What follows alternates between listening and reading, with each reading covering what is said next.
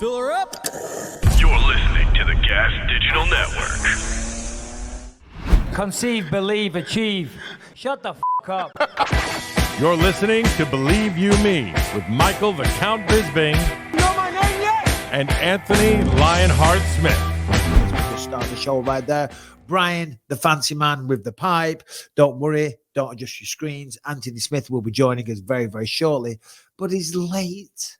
He's goddamn late, but he'll be on in a few minutes. We're also going to be joined by the one, the only, Belal, remember the name, Muhammad. Surging welterweight contender. Lots to talk about with him.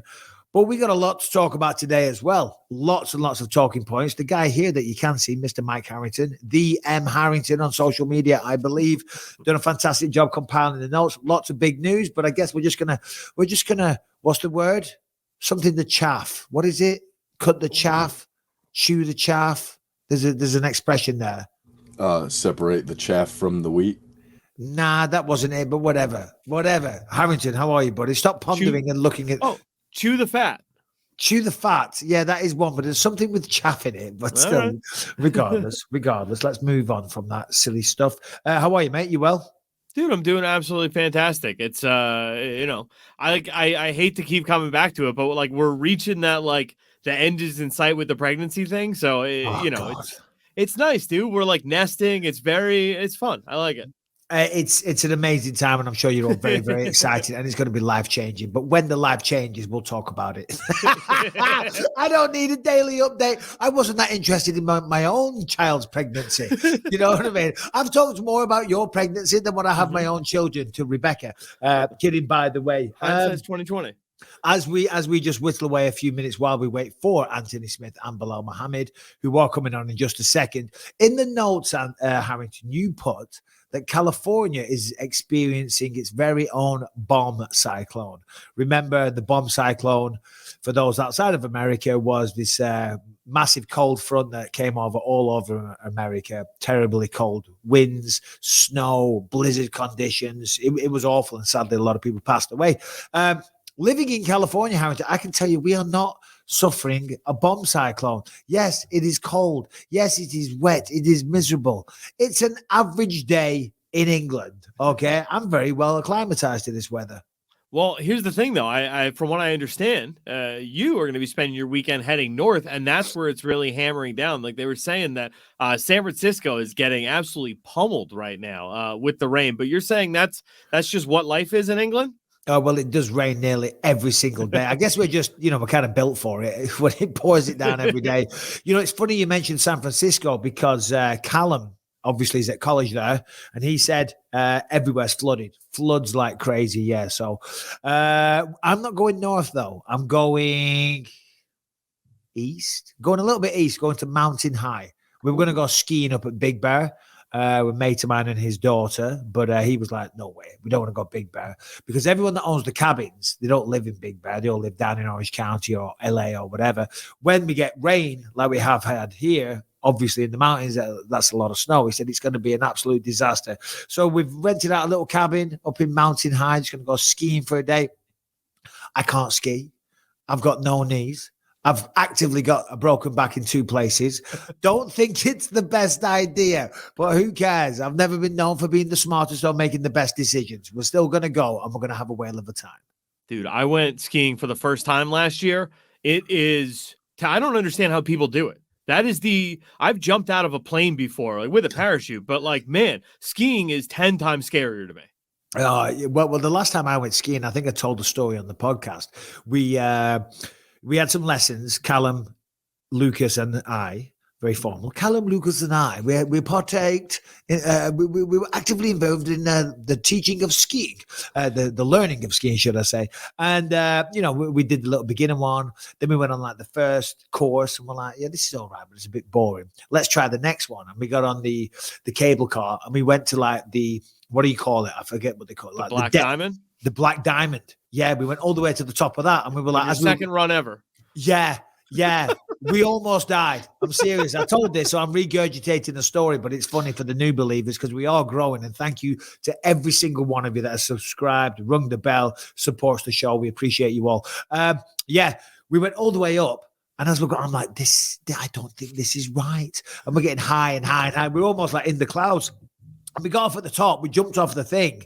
And like, there's only one thing to do then. And that's the ski down the mountain and the slope. It was so steep. It was ridiculous. And we were there for ages. And we were like standing to the side, letting other people pass. Wasn't many people coming up there because it was so hardcore. So I'm like, right, guys. I'm going to go first. I'll test it. Right, and see how we get on. What's up, Belal? Remember the name Muhammad. What's up, my brother? How are you, man? Thanks for joining us. Thank you for having me. I'm good, man. At the gym right now. Oh, shit. Good to see you, man. Always got a big smile on your face. I was just telling a stupid story about when I went skiing and almost died. Have you ever skied, Belal? Oh, dude, yeah. Like, I feel like I almost tear my ACL every time I do it. Yeah, I'm off skiing later. I can't ski to save my goddamn life, but I'm like, you know what? There's snow about an hour away. My son's 11. He's going to love it, so screw it. What's going on, buddy? So you're at the gym? You just finished training? Yeah. Just finished training right now. Nothing, not really training for anything specific, but just got done with kickboxing practice. Well, that's what I was going to ask. Are you training for anything specific? What is going on with you, Belal? Because first of all, this isn't a question. Anthony Smith will be joining in a minute, by the way. He's a little bit late. You know how these fighters are. It's more of a congratulations because what you've done in MMA, Belal, is incredible. It really is. What are you now? 9-fight win streak? Yeah, 9-fight winning streak right now. So no big deal. No big deal. I mean, I think the most I ever won was 5. So it's pretty big. It's a pretty big deal. 9-fight win streak, amazing analyst, great personality. You know, you bring a lot to those shows, Belal. So just a congratulations on everything you're doing, my friend. I appreciate that, brother. Yeah, I know. I mean, thinking back to from where I was at the beginning and thinking where I am now, it's like a long road. But then you always think about those times or those people that always told you, yeah, you would never do this, you would never do that. Like, it's just a blessing, honestly. And then when you're thinking about it, when you're going back through the whole year and everybody's making their posts, oh, my 2022 was this, my 2021 was that. And you see those old memories from like Facebook and they'll tell you like your old post from when you're a Facebook memory. And when I was like an amateur and I was like, wait until I do this, I'm going to make the UFC. This is my first UFC fight, but I'm going to be in the UFC. And it just always feels good when you see those posts from 10 years ago, like where I want to be and where I am now. Oh, yeah. No, I do love that, actually. When you get the like the old reminders of the stories as well. And I'm like, oh, shit, I forgot about that. I always look back at those stories and I'm always cringing because at the time I thought it was funny. I'm like, why would I put that out to the entire world? Obviously, welterweight is a hotly contested division. You're right there at the top. You're calling out everyone from the champ Leon Edwards to Khamzat Chimaev.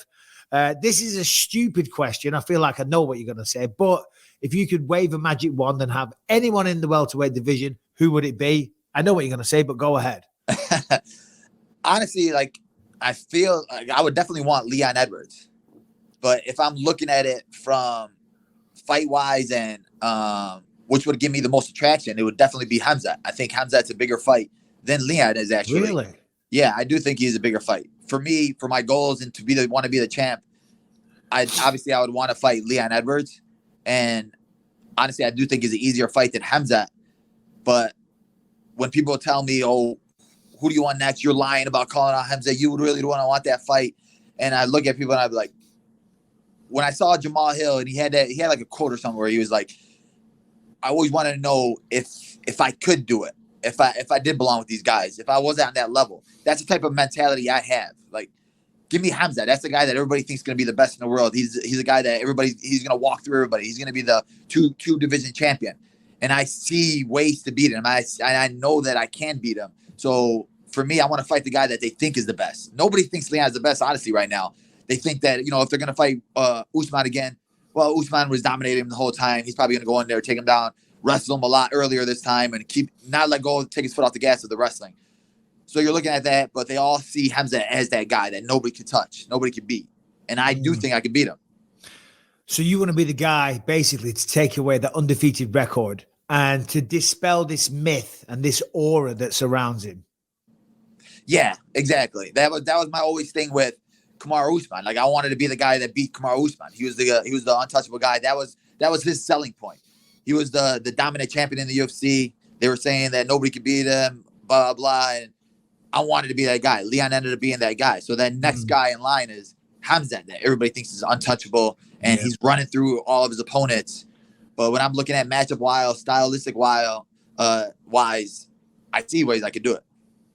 Is that because, and don't take this the wrong way, zero disrespect ever intended to any guest that comes on. Do you think you're calling out Khamzat or you won that fight because you think right now that's probably more likely than a title fight? Because let's be honest, Kamaru's probably, although I don't think it's officially been announced from the UFC, but it's heavily rumored. Apparently he might have a hurt hand or something. I don't know what's going on there. Ali says it's fake. I don't know. You're managed by Ali, right? Yeah, I'm managed by Ali. No, you fucking know. Bro, I'm managed by Ali. I'm calling people from Sanford MMA. Like, I'm trying to get any details because, yeah, you see him at these events and he has like still a cast on his hand. And you're like, bro, is he hurt or is he not hurt? And like, out of respect, because obviously he was a dominate champion. So UFC, when you see a guy lose a title like that in that way and he was dominating that fight, I'm already figuring they're going to give him that rematch. If he's hurt, for sure, I think that I deserve to be next in line for the title. I deserve that fight with Leon back. We do have history. We have that fight. There's a million people that are like, well, the first round wasn't going your way. We're coming off of a year where fifth rounds changed people's lives, where you saw Yuri Prohaska was losing the fight. Fifth round, he came back and won. Leon Edwards, who was losing the fight. Pereira.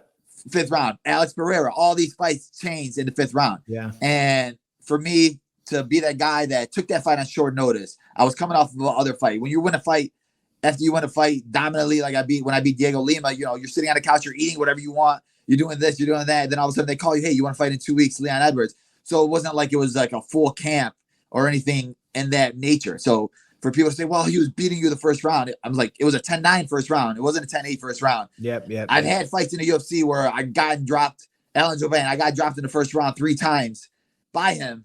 And I came back in the third round and almost finished the fight. So I'm not a guy that if I'm losing, I put my head down and, I'll just be like, well, you did have me beat. You won that fight. No, there's still the other 4 rounds for me to come back and win. You're absolutely right.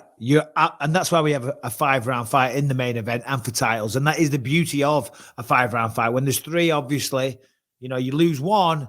It's the pressure's on. You lose 2, you've got to get a knockout to come back. 5 rounds, that all changes. And I agree with everything you said. So, and the reason I started smiling a second ago is because, so hold on a minute. If you're seeing Kamaru with the hand strap on around, you're managed by Ali. And the case that you put forward, because, let's be honest, you do have unfinished business. Are we seeing Belal Muhammad versus Leon Edwards for the undisputed welterweight title in March? Is that where your head's at a little bit? Are you waiting for the call? Waiting for the contract? For me, I'm training like it. So I'm training like I'm fighting in March no matter what. I'm training like, for me, I'm always thinking everybody's out to get me. So I'm thinking like, if I'm Leon Edwards, obviously Leon Edwards would want to take a fight with George Masvidal. That's his selling point. He's a bigger money fight than everybody. But for the UFC, how is that a selling point? Like, Masvidal's on a 3-fight losing streak. If I'm Leon Edwards, I'd rather fight Belal Muhammad than Chimaev if Usman is hurt. And you have an option between these 2 guys. Leon's a champion, so you'd give him the option. Well, if I was dominating Belal Muhammad in the first round, that's an easier matchup than Chimaev, who's walking through everybody. So why would I say yes to Chimaev, but not yes to Belal Muhammad? So for me, I'm looking at it like they're going to wait. Somebody's going to wait last second. They're either going to try to give me Chimaev or they're going to try to give me Leon Edwards. And I have to be prepared to say yes. I'm getting in shape. March is right around the corner. It's not that far away. It's 8 weeks. And I'm training like I'm in a camp right now. Like, I got to be ready for either one of those 2 guys. Yeah. And if you were to, obviously you've sat down. You can't have sat down with your manager and discussed it because the other guy that your manager manages is Kamaru. So he can't really say too much. But in your mind, what are you genuinely, when you lie there, when you talk to, you're married, right? Pardon me. Yeah. When you talk to your wife at night, what do you say? I mean, I'm sure there's a lot of things you say that you don't want to talk about here, but what do you say about this fight? Do you say, I'm fighting in March for the belt, or you don't think you are? I mean, for me, I'm telling myself and I'm putting it out there into the universe that I'm fighting for the belt in March. And that's my thing. And then the fact that they haven't announced the Usman fight yet, it tells me that there is something wrong with him. He is not 100% in there. And I don't care what people say. It's like, they announced a fight in London, that would be like the first fight they announce is Leon Edwards trilogy fight against Usman. But they're not announcing it for a specific reason. And I think that reason is, Usman, well, let me see if I could spar actually with this hand. And if you're Usman, do you want to go right into a fight camp and everything now if you're taking time off for your head, if your hand is hurt? Because he was a dominant champion, but it's not like he was a McGregor draw or he was like a Masvidal draw. His selling point was he was undefeated and he was dominating everybody and he was running through everybody. So now that you lost, it's like, what's the UFC selling point for you now? It's like, do we really want to see that rematch again? I don't think it would really do that well because it's not like it was a close war between two guys. It was, you were dominating the fight. It was a perfect head kick at the perfect time at the perfect moment. So the second fight or the third fight you see with them three, I'm thinking that Usman is going to go in there and wrestle him. And if you're going to take that to London, there's a London crowd going to get excited for a trilogy fight where you're assuming that it's just going to be a wrestling match and he's just going to take him down the whole time. Yeah, it's interesting because, well, I think the people of the UK are just going to be excited to have Leon there as champion. You know what I mean? Regardless of who the opponent is. But you're right. If you're Kamaru, the reality is you did just, no disrespect to the champ. Kamaru, I mean, you got knocked out. Do you want to rush back with a potentially bad hand? You break it again in the first round and then, you know what I mean? Then you're up shit creek. So, yeah, it's an interesting one. Regarding the fight, who was it who said this to me recently? It might have been Anthony Smith. Somebody said it. And it was something that I never thought of. The first fight with Leon and Kamaru, it was at altitude. In the first round, Leon did very well, took his back, etc., took him down. And then the theory is that he gassed him rounds 2, 3, 4. It's going to be sea level almost in London, so the altitude won't be a factor. Or do you think that's just some theory to excuse Leon losing those rounds? No, I mean, I don't think it was. Obviously, I do think it played a factor, but when I'm looking at it stylistically and the way he got taken down and handled so easily, it brings me back to their first fight in general when him and Kamaru fought. I just don't think, and Leon really hasn't fought since then a heavy grappler or heavy wrestler. And those fights after that first Usman loss, he was the one that was taking people down, controlling them on the ground. He really didn't fight a high-level wrestler. I don't think he's fought a high-level grappler in the UFC besides Usman. And the way that Usman just controlled him, it tells me that that's a flaw in his game. And that tells me that if he fights a Kobe Covington, or he fights me, or he fights Chimaev, we'll be able to do the same exact thing that Usman just did to him. And like I said, the guys that he's fought to get to the title was Nate Diaz, who's a smaller guy than him. It was RDA, who's a smaller guy than him. It was Donald Cerrone, who's a smaller guy than him. It was not like he fought, this guy was one of the best wrestlers in the division. I sat there and I fought Sean Brady, who people thought he was the best grappler in the division. Yep. I fought Damian Maia, who fought at 85. He's a bigger guy and he's a heavy grappler. Then you give me Stephen Wonderboy Thompson, who's one of the best strikers in the UFC, and he still showed that he still has it in him, because everybody always looks for an excuse after I beat some of these guys.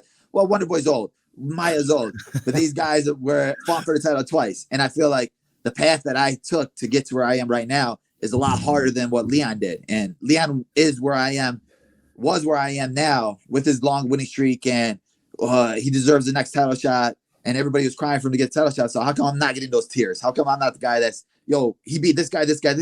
Then we made a fight Sean Brady. How come we're not pleading for him to get the title fight next? Yeah. Listen, I can't disagree with anything you're saying. And then when you combine it with the fact that you do have history, the fight did end early round 2, right? Due to an eye poke. Yeah. Listen, you have quite the case, Belal. You have quite the case. And you're right. Your path to where you are, the people that you're taking out, is unbelievable. Let's just go back to that fight that you had against Sean Brady, Abu Dhabi, UFC 280. And you're right. He did have the reputation as being potentially the new best grappler in the UFC. Couldn't take you down, couldn't get near to a takedown, and you dominated him on the feet. And then was it round 3 you got the knockout or the finish? I mean, it was a beautiful performance. Just talk me through that and how special it was. And you trained with Khabib for that camp. I mean, just give us your whole experience. Yeah, honestly, it was amazing. It was obviously one of those fights where you take personally, because you're like, why isn't the UFC not trying to build me up? Why are they making me fight downward?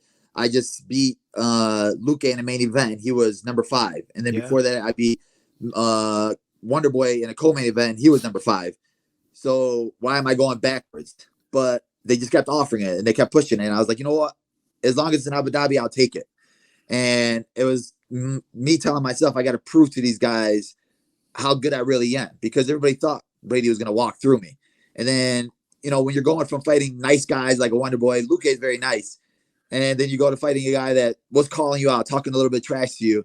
Like, those are the fights I get more excited for, because, you know, you take it a little bit more personally. Like, I can't hate a guy like Wonder Boy. I don't want to fight a guy like Wonder Boy. Hold on. Was Brady talking a little bit of shit? Yeah, he was like going on Twitter like, oh, none of these guys want to fight me. Bully B's running. And then when you get his fans from Philly sliding in your DMs all day, like, stop running from Brady. I'm getting like a million comments, all from Philly guys like, you're a B, you're a B. You're like swearing at me. I'm like, bro. I'm like, all right, well, you want it? I'm going to give it to you. Be careful what you ask for. So going through that and knowing how good I am, because I love fighting grapplers. I love fighting guys that are going to try to take me down, because people underestimate my strength and underestimate my grappling.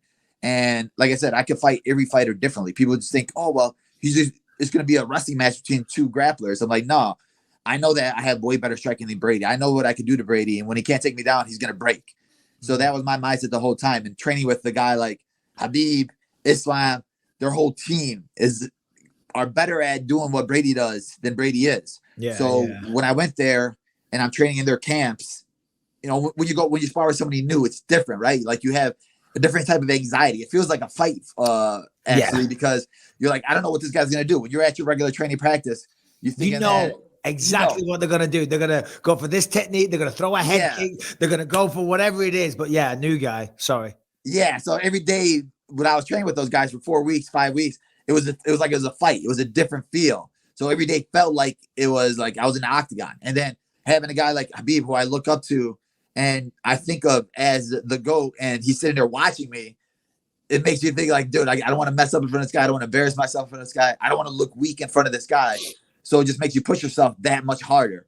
And I think I leveled up so much that whole camp with those guys that when I got into the cage with Brady, anything he threw, anything he had done to me, it wasn't going to affect me in any way, because I knew what I went through in that camp. And I think that I was just on a different level than anybody could have expected. That's amazing. It really is. And to see people like yourself and the whole world, how highly they revere Khabib, you know what I mean? And it's very well noted that apparently in the training rooms, practice, whatever, he pushes people to the absolute goddamn limit. Is that true? Yeah, man. I'm a guy that's used to, like, you know, I'll train, I'll go for a jog, then I'll train another practice at night or something like that. But over there, it's like their first practice is so hard. You're going from sparring to grappling. You spar, and then you go to straight up grappling. Then afterward, all right, well, now we're going to the cage for cage wrestling. And then you're still burning out with either push-ups, sit-ups, just normal things, squat jumps. And that's the first one of the day. That's the first one of the day.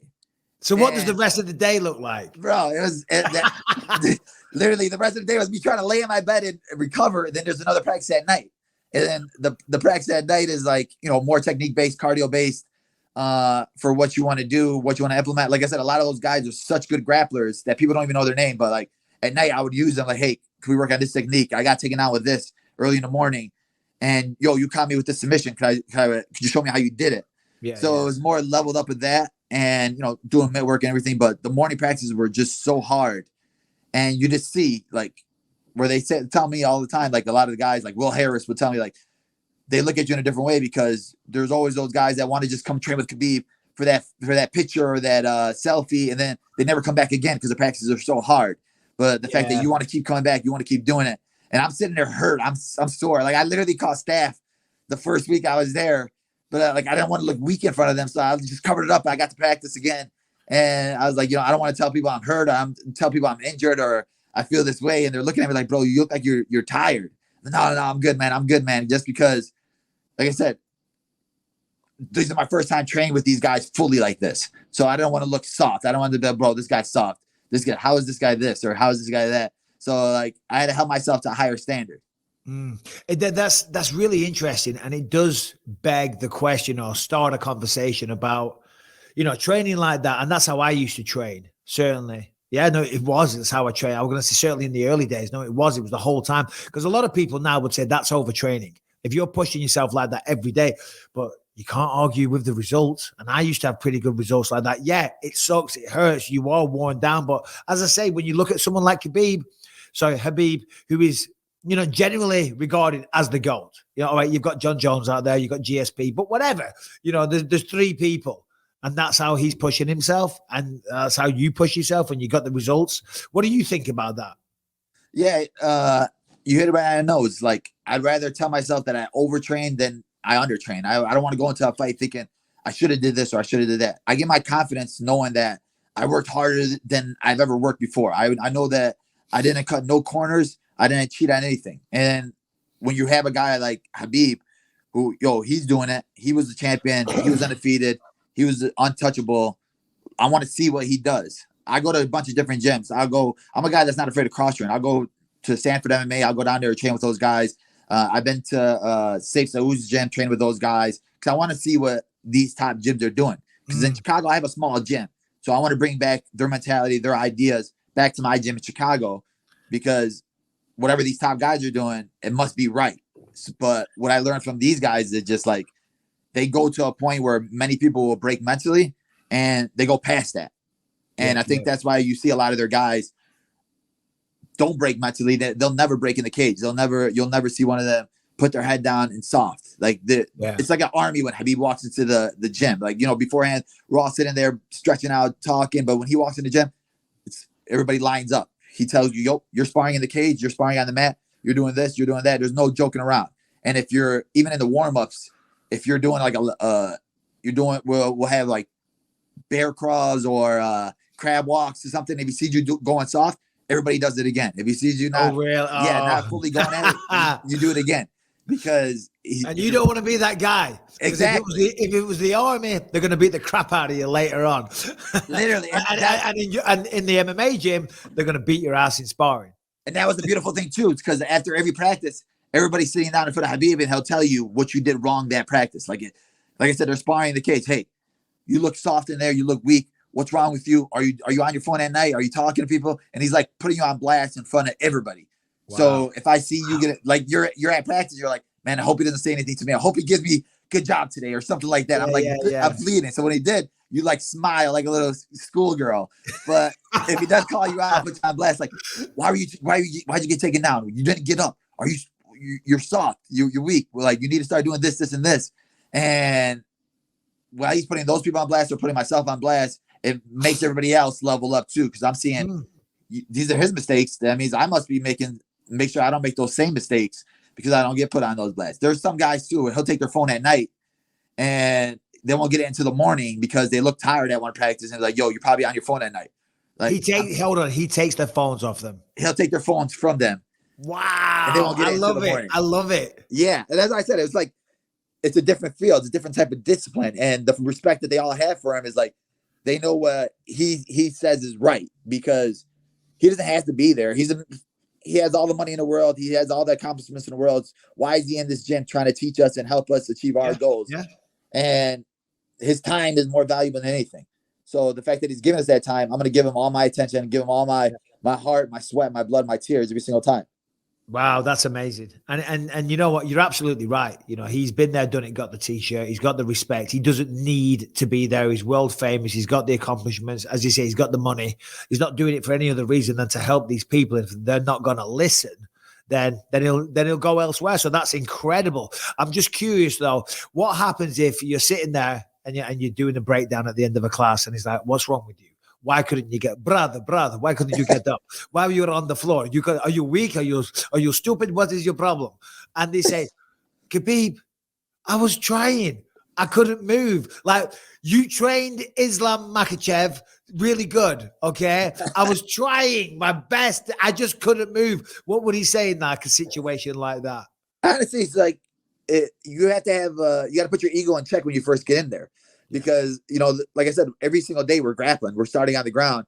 And those guys are so good at holding you down. And, when I'm first rolling with somebody new that comes in your gym, you're like, you flow roll or, you play around on your back. I'm a guy I'm not afraid to play around on my back a little bit. But he would just like yell at me, get up. This is not jiu-jitsu. This is getting up. This is MMA. What's wrong with you? Stop playing jiu-jitsu. Stop playing jiu-jitsu. And it took me 5 or 6 practices to get out of that mindset of, all right, let me close my guard. Why is your guard closed? Everything's to get up, get off your butt.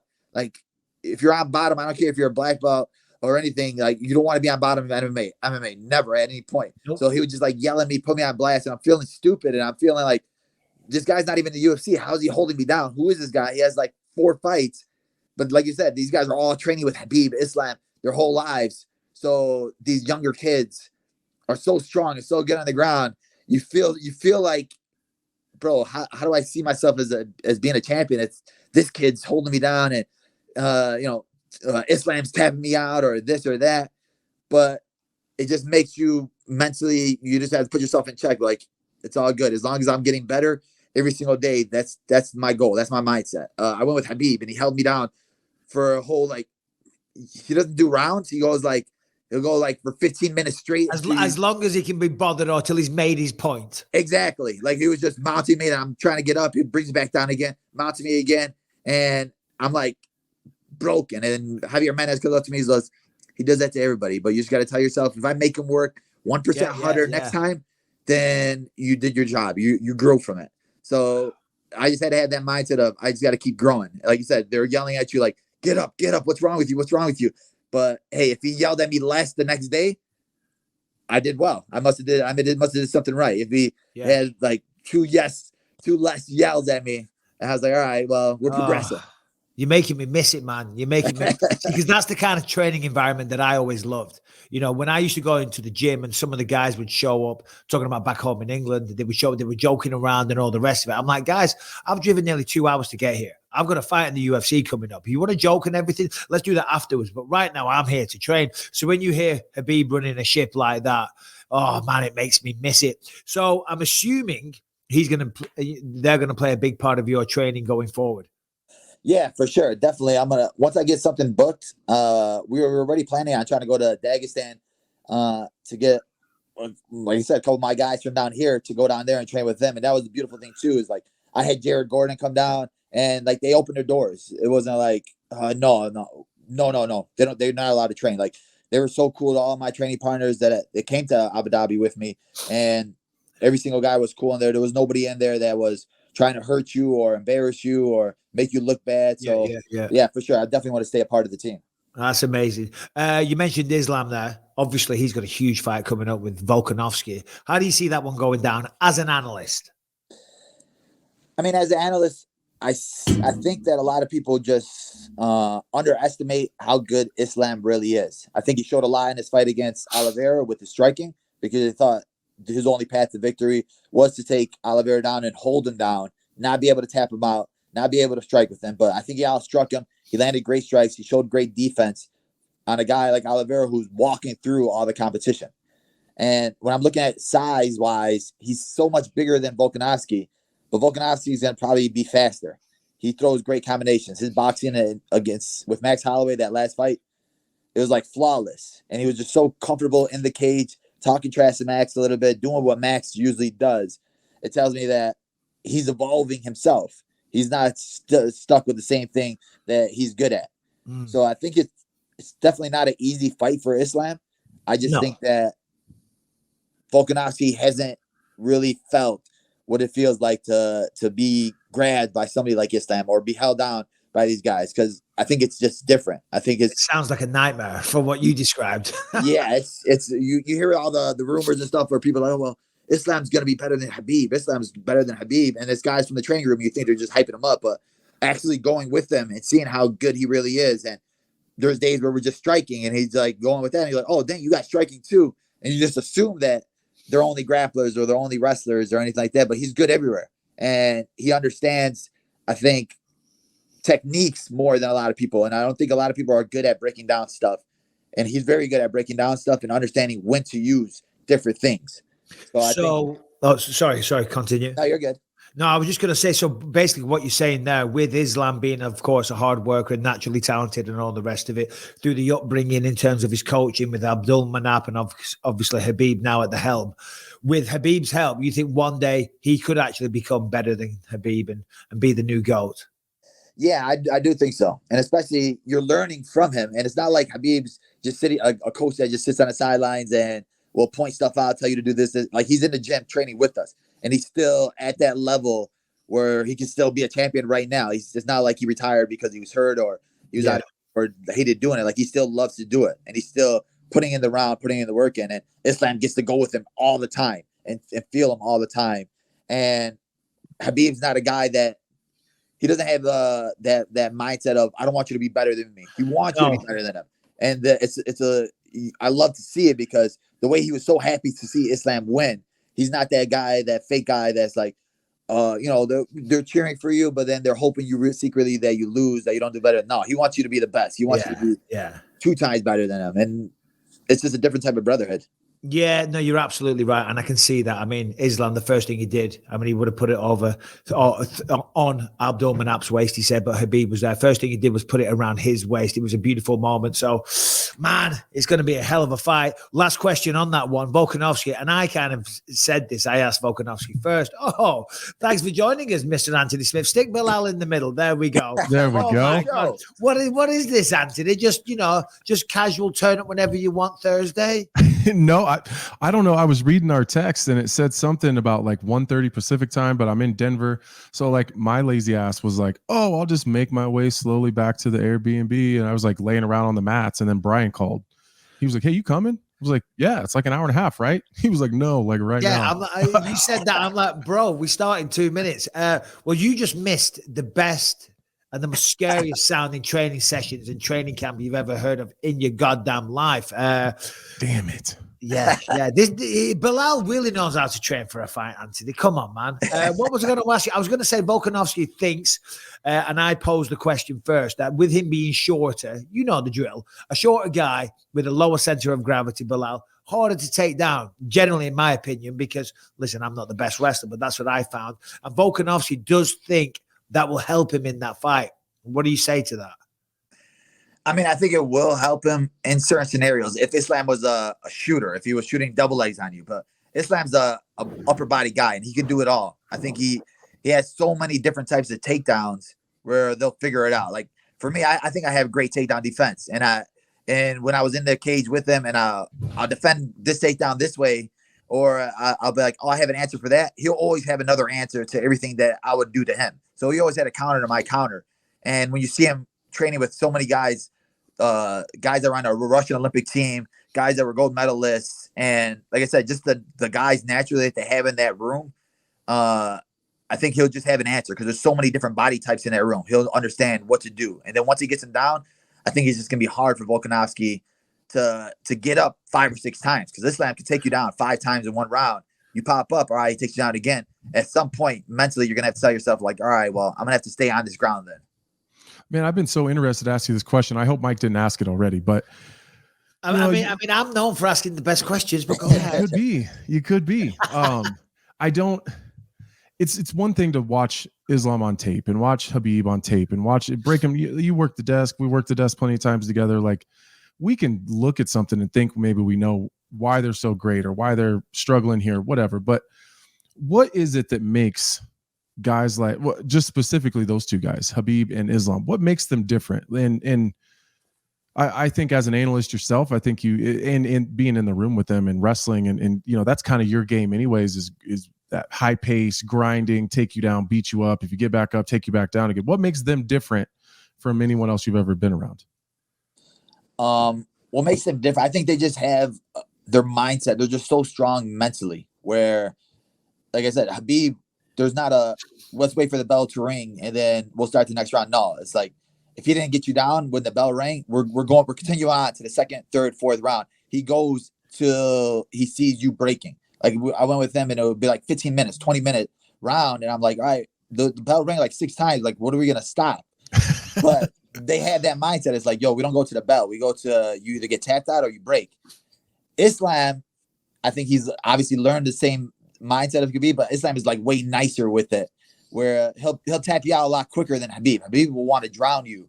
He knows that he'll have to push you to these limits, and where he'll want to see, yo, let me see if you're going to give up on yourself. Let me see if you're just going to tap out because I'm mounting you, and I'll turn, I'll give him my back, and he's not even going for the rear naked choke. He's just holding you there, pushing your head down to the mat, and it's like you're looking at yourself like, bro, like how am I just getting treated like this? But I'm going to keep fighting. He's just torturing you. Yeah, it's like a torture, but you don't want to look soft. So you just keep going and keep going and keep going. And that's how their practices are every single day. Every single one of the guys in their room, they've been through that breaking point. And Khabib has to put every single one through that breaking point. So if he has to do it the next day, they're a little bit tougher. He has to work a little bit harder. It's not like he goes a little bit softer. All right, well, you leveled up. I'm going to level up again with you to show you that you're still not on my level. And I think that's what it is. Just those guys in that room, there's no ego. It's just they're pushing each other to breaking points every single day. And every single practice is so hard, where in Chicago or something like that, the easy round to go with. All right, well, I'm a little bit sore today, so I'm going to go with Mike. He's softer. Whoa. It's a random name. You're going to call me out? One eye, no knees, broken back, semi-retarded. But I could go with that guy because I'm feeling a little bit sore today. Like in their room, there's no round like that. Every round is hard. Every round is difficult, and every round they're gonna push you because they don't want to lose a second. Like I was telling Mike earlier, when you go with different guys, you roll with them. It's like, yo, let's have a flow roll. There's no flow roll. They want to win every single minute. They want to win every single round, and just changing that mindset made me change my mindset here in Chicago, where it's like I'll play guard a little bit too much, or I was like, oh, let's have a little bit of fun here, but it's been 5 minutes and I was on my back the whole time, so I lost that round, and that's how they see it. It's like there was I brought a kickboxer with me to train with Khabib and them, and he was kickboxing one of their guys, and the guy was like, it started becoming an ego contest where they're banging with each other, and then Khabib stopped. He's like, "What's wrong with you? Your wrestling is 10 times better than him. You take him down, he's like a baby. Why are you trying to strike with him? There's a chance for you to get knocked out. I don't care if this is fighting or sparring. You win the round. You win every single second. So take him down and finish him like baby he is." And my boy's looking at like, is he calling me a baby? And I'm like, damn, bro. Yeah. Anthony, you should have heard what he told us about before, just like the breakdown after every training session. Khabib goes through it all, what they did right, what they did wrong. Basically, it sounds incredible. It really, really inspired me and made me miss. Like basically you suck everywhere, and the only good thing you did is you're still awake. Yeah. He's having us sit down in a circle, and they're like, hey, you did this and wrong in sparring. Why'd you do this, and this? He's talking to you like a coach should be talking to you. But it made me bring that mindset back here to Chicago. It's like, why are we wasting practices? Why is there just practices where we just go in there and don't have a method or a thing that I want to get better at? And I think that's what they all have. They know the blueprint to win. It's grappling, it's wrestling. So we're grappling every single day. We're wrestling every single day. And when one of their guys falls off of that game plan, yo, you got outstruck in that sparring session, you just lost. So if that's your check, you just lost half your check because you fought so stupidly. So is it a lot of drilling, or is it a lot of live goes and like positional stuff? We're basically sparring every single day, but there's hard sparring for where you're in the cage and Coach Khabib's on one corner and then Coach Javier is on the other corner, and they're like making it seem like a real fight. And then the other guys outside of the cage on the mats are just doing lighter sparring, which is not really lighter sparring. It's okay. If Anthony wants to know the answers to these questions, he's going to have to watch the interview back. You know what I mean? We've been over all of this, Anthony. This is what you get for showing up late. Mike, I'm out here trying to make a living for myself. I'm in Colorado. It's snowy. It's cold as shit. I'm in an Airbnb. What are you doing in Colorado now? I'm training. You're on of course, you got a title fight potentially to fight for. What are you doing there? Yeah, Mike's like, why aren't you at home waiting on me? Why aren't you just putting your feet up like I am? Belal. So Belal was telling us before, hopefully in his mind, he's fighting Leon in London because, we're still waiting on an announcement. So he's training as if that fight doesn't happen, Belal, I'm assuming you want a Khamzat, a Colby, one of the big names, right? I mean, you have to. It has to. If it's not Leon, it's got to be one of the next top dogs. Yeah, I think if it's not Leon, I think it definitely has to be Khamzat. If he's for sure. Ooh, is there a rift there? Is that going to be weird with Khabib and all them because of their connection? I know they don't really train together that much, but is there, like when you were in the octagon, I think you were talking about Khamzat and like some of your media stuff, but you were training with Khabib and Islam. Was that like a weird kind of? It's not really, because I think it's more so I'm getting a lot of it with people like, oh, why are you going to call out another Muslim? Muslims shouldn't be fighting Muslims. But I'm looking at it like we're both fighting for the same goal. The goal is the goal. And I don't look at it like I have to hate you to fight you. Like, Right. at the end of the day, you get more respect for guys after you're in the cage with them and fight with them. Like, we don't have to have a beef or anything like that, but we both want the same thing. We're both at that level. And Khabib and them don't really train with them. They don't train with them at all. Obviously, they had issues, but they got reconciled. Mhm. But for the most part, it's like we're all going for the same thing. And if me and Khamzat do get signed, I think that it won't affect Khabib and them at all because they're with me. They're riding with me. Khamzat doesn't train with them, so like I don't see no countering or anything like that. Yeah, And that's the one. That's the one you want. That's it. That's the one I want. And then even like I was telling Bisping earlier, I think that he is probably the biggest fight in the division and maybe the UFC right now. And Why him over Colby? because he's the guy that they think is untouchable. He's the guy that I think is unbeatable. And my mindset always is like, so many people count me out with everything I do. They don't think I belonged here. They don't think I belong in the top 5. They always have a reason, excuses for why I win fights. And I think that I'm at that level where I can be a champion. I can be untouchable, and I could beat the best guys in the world. So beating him, proving that I could beat Khamzat, there's no excuses for that. There's nothing. Wonder Boy was old. All you did was wrestle and blah, blah, blah. Maya was old, blah, blah, blah. Sean Brady, people were threatening his life, blah, blah, blah. It's like, all right, well, if I beat Khamzat, what excuses could there be? Like, there's nothing else to stop me from doing it. And beating him, like, it's kind of like as good as winning the title fight because people are seeing him as this next GOAT, this next RoboCop that nobody can touch. So I'm going to let you go on this one. He came out recently and said that 4 people have turned him down. You must have saw this, right? He said everyone's a bunch of cowards or whatever. Said 4 people have turned me down, right? What do you say to that? Bro, I commented on there and I was like, bro, the 4 people were probably like, they probably offered to fight to Nick Diaz, Nate Diaz, Chris Lieben. I was like, who are these 4 people you offered to fight to? I'm like, I was like, who are these 4 people? Like, put them on blast. Sergio Pettis. Yeah. I'm like, he's getting to the point where he's kind of like a McGregor, where he'll just tweet out knowing that it's going to get attention. People are going to run with it. And he can say anything he wants, and there's going to be articles about it. So you're getting to that Twitter fingers level. Obviously, he's not Twitter fingers, so he's really good. But when you got guys like McGregor or somebody where they want that attention, I think he craves that attention too. So he'll just say stuff like that. I mean, Costa called them out. I called them out. There's guys for you to fight in both weight classes. So who are these guys that you're saying said no to you? Because you're not afraid to put guys on blast. Put them on blast. Yo, they offered me this guy and he said no. Like you already said, Alex Pereira said no to you. Like I don't think Alex Pereira would. Why would Alex Pereira take that fight on 3 weeks' notice after fighting Izzy and you wanted it for the title fight? Like it made no sense for Pereira to take a fight like that on short notice.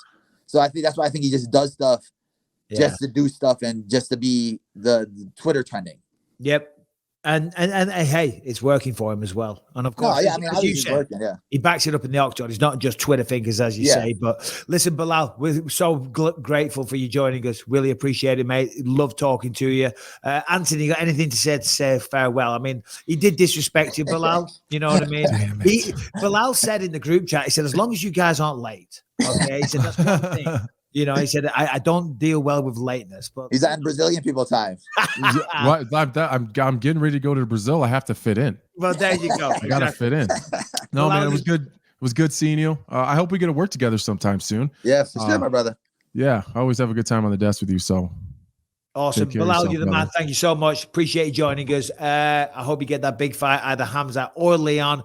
And, well, no, I hope it's Leon. You bloody deserve it, man. You really, really do. So take care. All the best. Good luck in training. We'll see you soon. Thank you, brother. Appreciate it. Take care, man. Take care. Today's episode is sponsored by BetterHelp. You know, mental health has never had such a big spotlight on it than what it has now. But the reality is people suffer. People are still suffering. And sadly, suicides are still happening all the time. That's why talking to somebody really, really comes in helpful. And that is what BetterHelp offers. Listen, people are busy. People have lives. People can't travel to the other side of town or whatever, you know, but we have these phones in our pockets. So that's what you can do. You can FaceTime essentially with a therapist, or you speak to them on the phone, whichever one works. So you don't have to sit in traffic. You don't have to go and have an awkward conversation. If you don't like the professional counselor that they match you up with, then you can just switch very, very easily. Also, it's more affordable than traditional offline counseling. Financial aid is also available. So it's very, very easy to get started. So listen, if you have something that's on your mind that is preventing you from being the best you can be, if you're having suicidal thoughts, if you're having any kind of issue, speak to somebody. Reach out. There really is no stigma. And this is a very easy way to do it. As I say, it takes away all that awkwardness. It takes away the research. You just go to betterhelp.com/believe. You can join over 1 million people that have taken charge over their mental health with the help of an experienced professional. Okay. betterhelp.com/believe. That's the website. You're going to get 10% off your first month. Listen, if you're listening to this, there's something eating away at you inside. Do yourself a favor, confront those demons, talk about whatever it is. Go to betterhelp.com/believe. You will get 10% off. What's up, Anthony? How are you, buddy? What's up? I'm okay. I'm not gonna lie.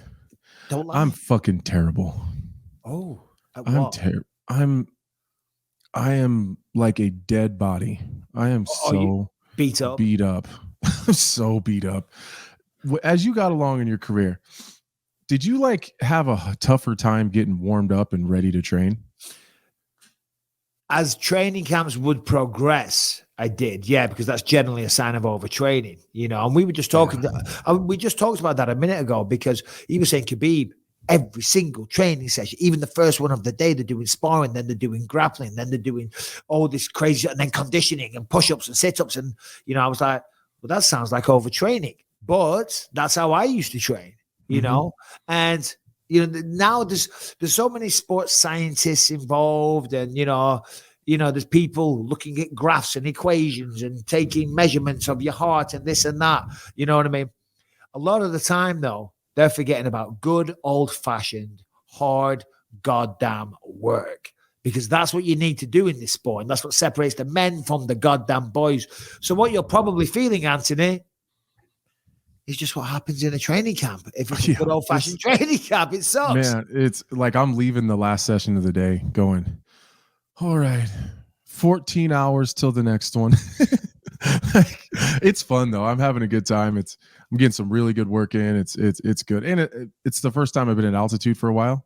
Oh, so, that'll be killing you. Yeah, so it's killing me. It's just tough to stay hydrated. You know what I mean? Like you kink your neck and you sleep like shit, and it's like one training session to the next, and it's like train, eat, take a nap, train, eat. Like it's just I'm sleeping and dying. Hey, well, it's listen, good though. I mean, I do forget that you are in a training camp for a potential title fight. So thanks for joining us, Anthony, and making it happen. Only busting your balls, you know that. Are you like this though? Because I always remember, typically a training camp's 8 weeks, train hard 7 weeks. The final week is, it's fight week. You fly to the venue, whatever. When I would have that final sparring session on week 7, right, I would go, yes, and I would literally say, because that's it. The hard work is finally done. The agony of getting out of bed every morning.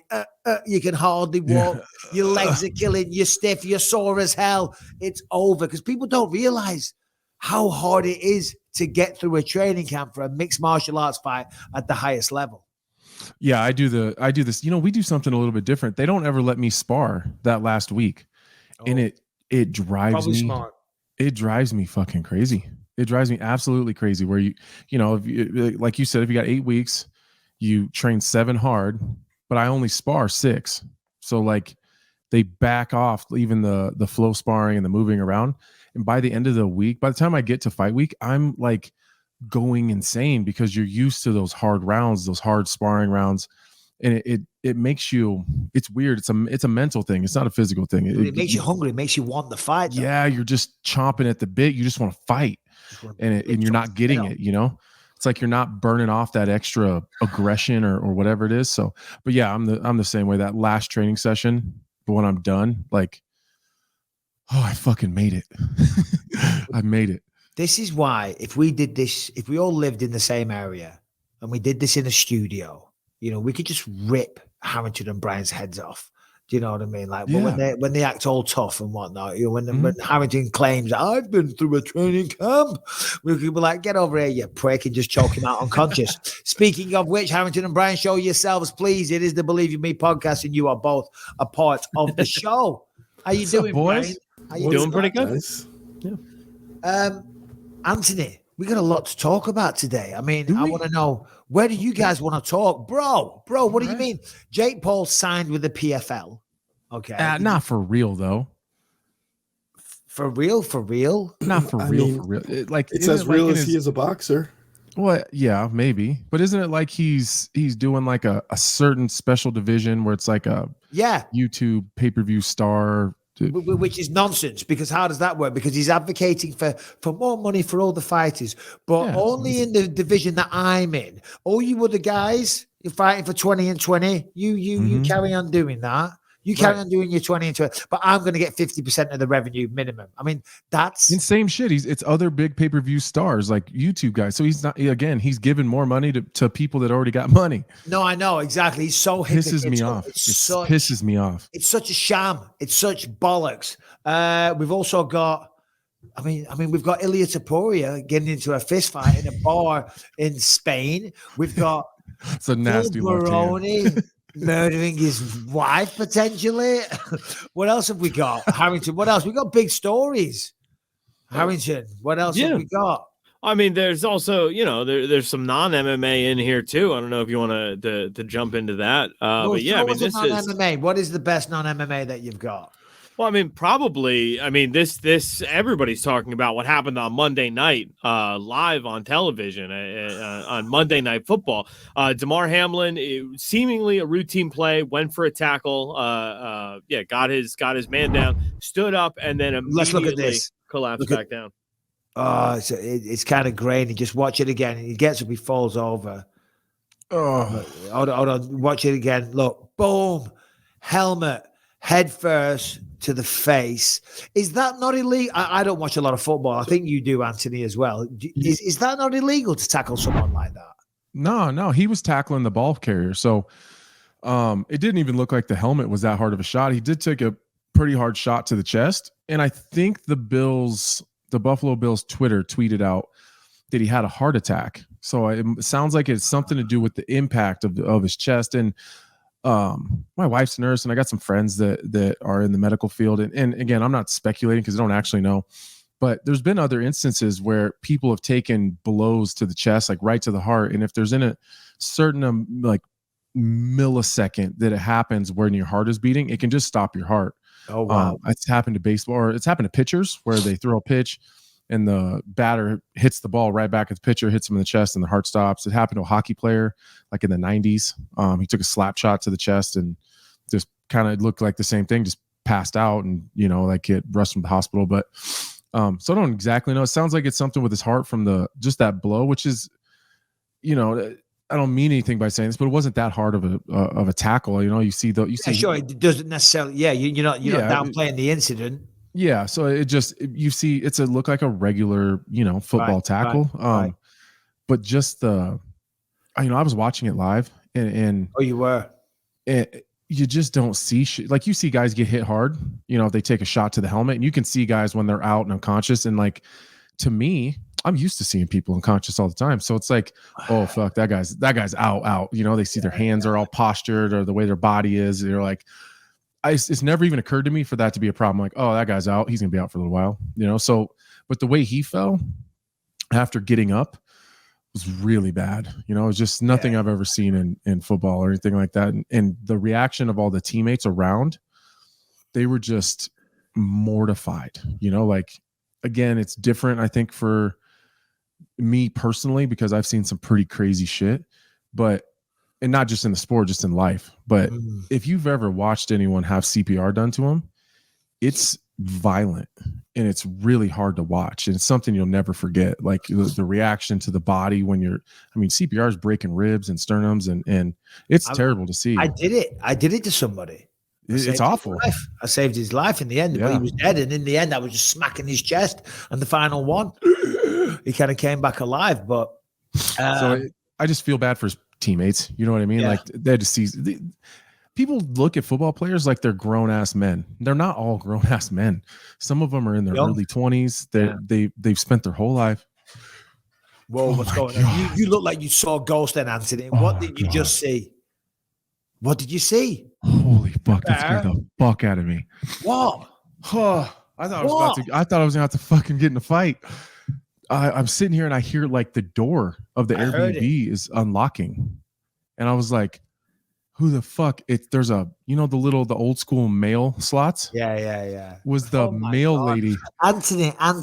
Listen, I'm pretty jumpy. Honestly, I'm very jumpy. Sometimes my phone rings and I'll go, it's literally designed to ring. I honestly, I am that guy. But I don't think I jump at a letter coming. No, it sounded like the door. I mean, you know how it is when you're at Airbnb, like in a new place. And we all just witnessed it. Anthony Smith, you have this tough exterior, but deep down, you might be a pussy. Maybe. Well, I was like, I immediately started thinking, like, what can I use? Like, there's gotta be a weapon. I thought someone was breaking in. That's what I thought. I thought someone was breaking in here. You would have had to, on principle, killed that person on camera. Yeah, for sure. Drug him all the way over here. Yeah, just turn the laptop around so we can see. It scared the shit out of me. And then it's like the little thing flopped open, and then like mail went through the thing. I'm like, oh my god, it's just the postman. Go. That's gonna be. I'm gonna get roasted on the comments for that. Oh no, it's hilarious, man. That was the best moment of the podcast ever. Going back to the story about Damar Hamlin, Jay Glazer put a Instagram post out this morning of a tweet, and Harrington, you can read the tweet out fully in a minute. And this is just incredible. He came round, and apparently the first communication, because I don't think he could speak, the first communication was, did we win? That's all. That was the first thing he wanted to know. Did we win the game? But Harrington, give us the breakdown. Jay Glazer, absolutely amazing. Damar Hamlin was able to communicate by writing and asked doctors, did we win? They told him, yes, you won the game of life. Keep those prayers coming. Yeah. Wow. Incredible. That's probably the last thing he remembers. Oh, I'd say so. Being in the football game. You said something very interesting a moment ago, though. And I think you are correct.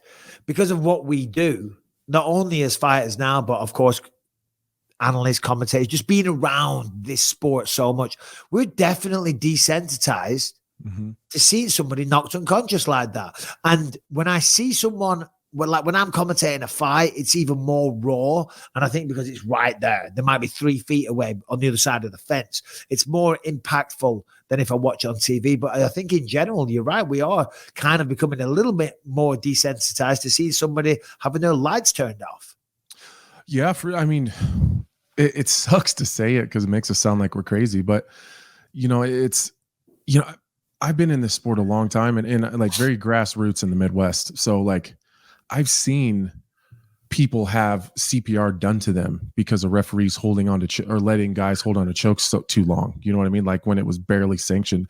I've seen amateurs paralyzed from slams when they're stuck in a guillotine. And then that, like, I still see that guy's social media sometimes. He's, like he's in a wheelchair using a little blowy thing to get around. Like I've seen that like in person. So we are a little bit desensitized because of the violence. Like football is very violent as far as the impacts and the collisions, but that's not the idea, is to hurt people. And no. So we're just in a funky ass sport, but I thought a lot about his parents and the players that had to see that and like what it would be like, having to go back out and play. And it's sad, man. He's a young kid. And not for How nothing. Old is it? Like 20, 21? 24. I think it's 24. Still. But not for nothing. He does a lot of like community outreach, and like if you ever seen an interview or anything that he's been on, he seems like a very, very humble, appreciative, really special type of person that just wants to help other people and really grateful for the position he's in. He's not one of those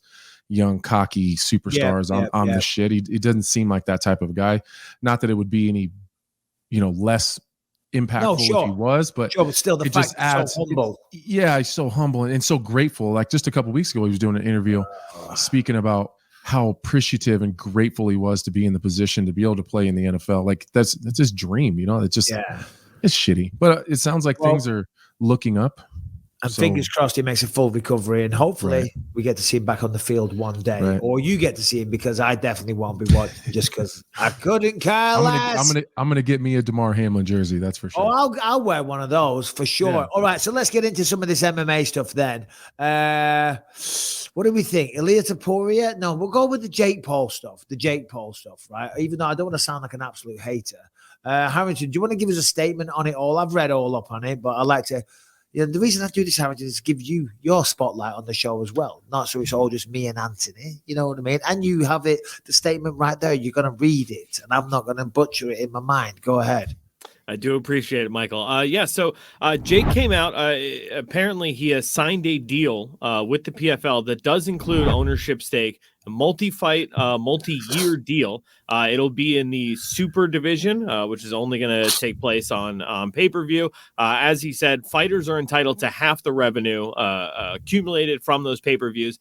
In addition, he says that he still wants to box, and he offered Nate Diaz the 1-1. He'll box him, and then 6 months later, we'll fight him in the PFL cage. I mean, Nate Diaz used to fight at 155. Jake Paul's around 200 pounds. That's one box tick there. Nate Diaz is almost 40. You know what I mean? There's another box tick there. Nate Diaz isn't really a boxer and doesn't hit as hard or as fast as Jake Paul. So boom, box tick there.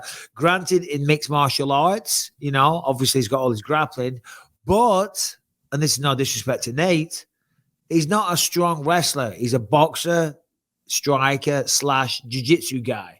So I don't. They say Jake's a pretty decent wrestler too, right? That's what I heard. He wrestled. Yeah, it was like he was okay. A little bit, I believe. Yeah. I don't know too much about that, but this whole 50% nonsense. That's my main gripe with it. But who do you think it's going to be? Do you think it's going to be a Nate Diaz? And if not a Nate Diaz, I mean, come on. Everyone that he's fought so far has all been over the hill. Legends. Woodley. Anderson Silva, Nate Robinson, legend. Askren. Ben Askren, come on. I mean, I'd love to see Askren against fucking Jake Paul in an MMA fight, though. Oh, God. Oh, yeah. Yeah. Do you know There's your 1-1. Why don't you give that guy one? He came to you, go to him. But you know what this says to me, and I'm not being a hater, but this makes me beg the question. Apparently, from what I heard, the Woodley, the second one particularly, didn't do well. The Anderson Silva fight didn't do very well, from what I hear, from what I read online. So that would suggest that whole experiment, that whole avenue is done. Because who else can you get? I mean, Anderson Silva's a pretty big name, and if you can't pull with him, the GOAT, the Spider, the guy with the most title defenses might be Demetrius Johnson. But if you can't do good pay-per-view figures with him, then it's over. Unless you start taking on actual legit boxers, which is what he doesn't want to do. So now, okay, let's do a little U-turn. Let's go down this avenue. Let's sign with the PFL. Let's start our own subdivision and be a joint promoter. And I believe being a promoter, there is some conflicts of interest there as well. You're going to be a fighter and you're going to be a promoter as well. Do you know what I mean? Surely there's a conflict of interest there. I think you're onto something, Mike. I think that he said himself, I believe, that the Anderson Silva fight didn't do that well because he blamed it on Dana White. Oh, that's right. Yeah. Yeah. So it's not doing well. And I say this all the time. A lot of people like to treat MMA fans like they're stupid, and you can pull the wool over their eyes, and then they'll just do whatever you say. They'll give up their money. MMA fans are not stupid. They're not uninformed. What they are intrigued by something that's new. So the Jake Paul experiment, a couple times, I'm sure it worked. Like, well, let's just go see what this guy's about. Once they figured out that he was good and that he wasn't going to fight anybody that was worth a shit as far as being competitive. I'm not saying how popular or legendary or whatever their accomplishments were. Currently, if he's not going to fight someone who's going to be competitive, they don't care. It's not a freak show to them anymore.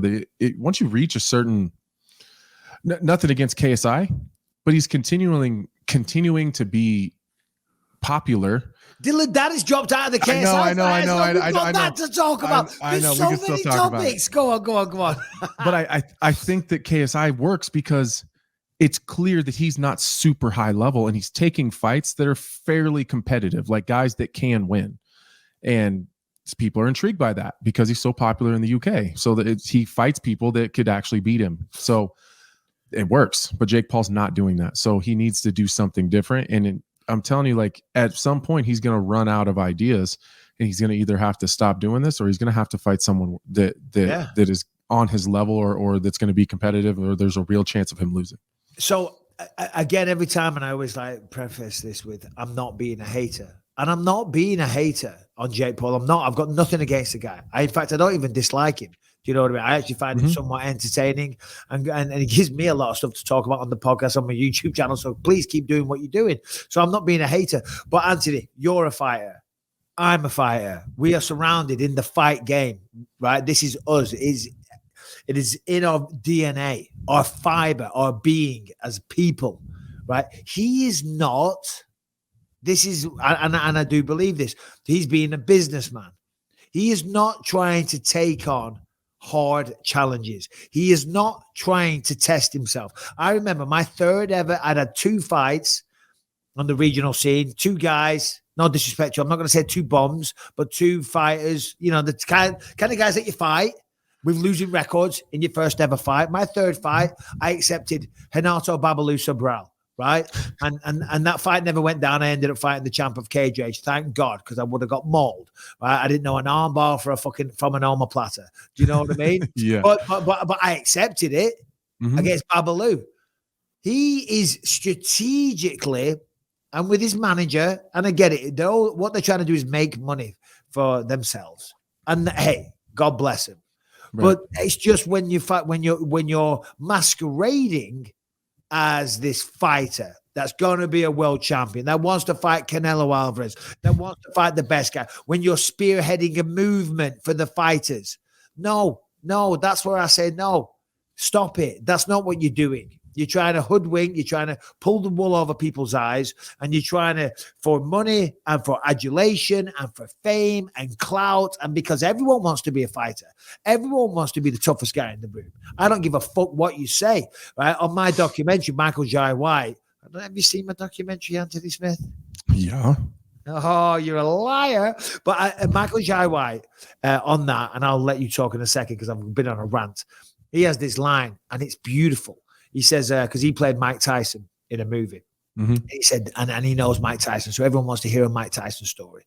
He said, but being a pugilist in society or a fighter is held in higher regard than almost everything else. He said, you could be in a restaurant and you've got a former president over there. You've got a governor over there.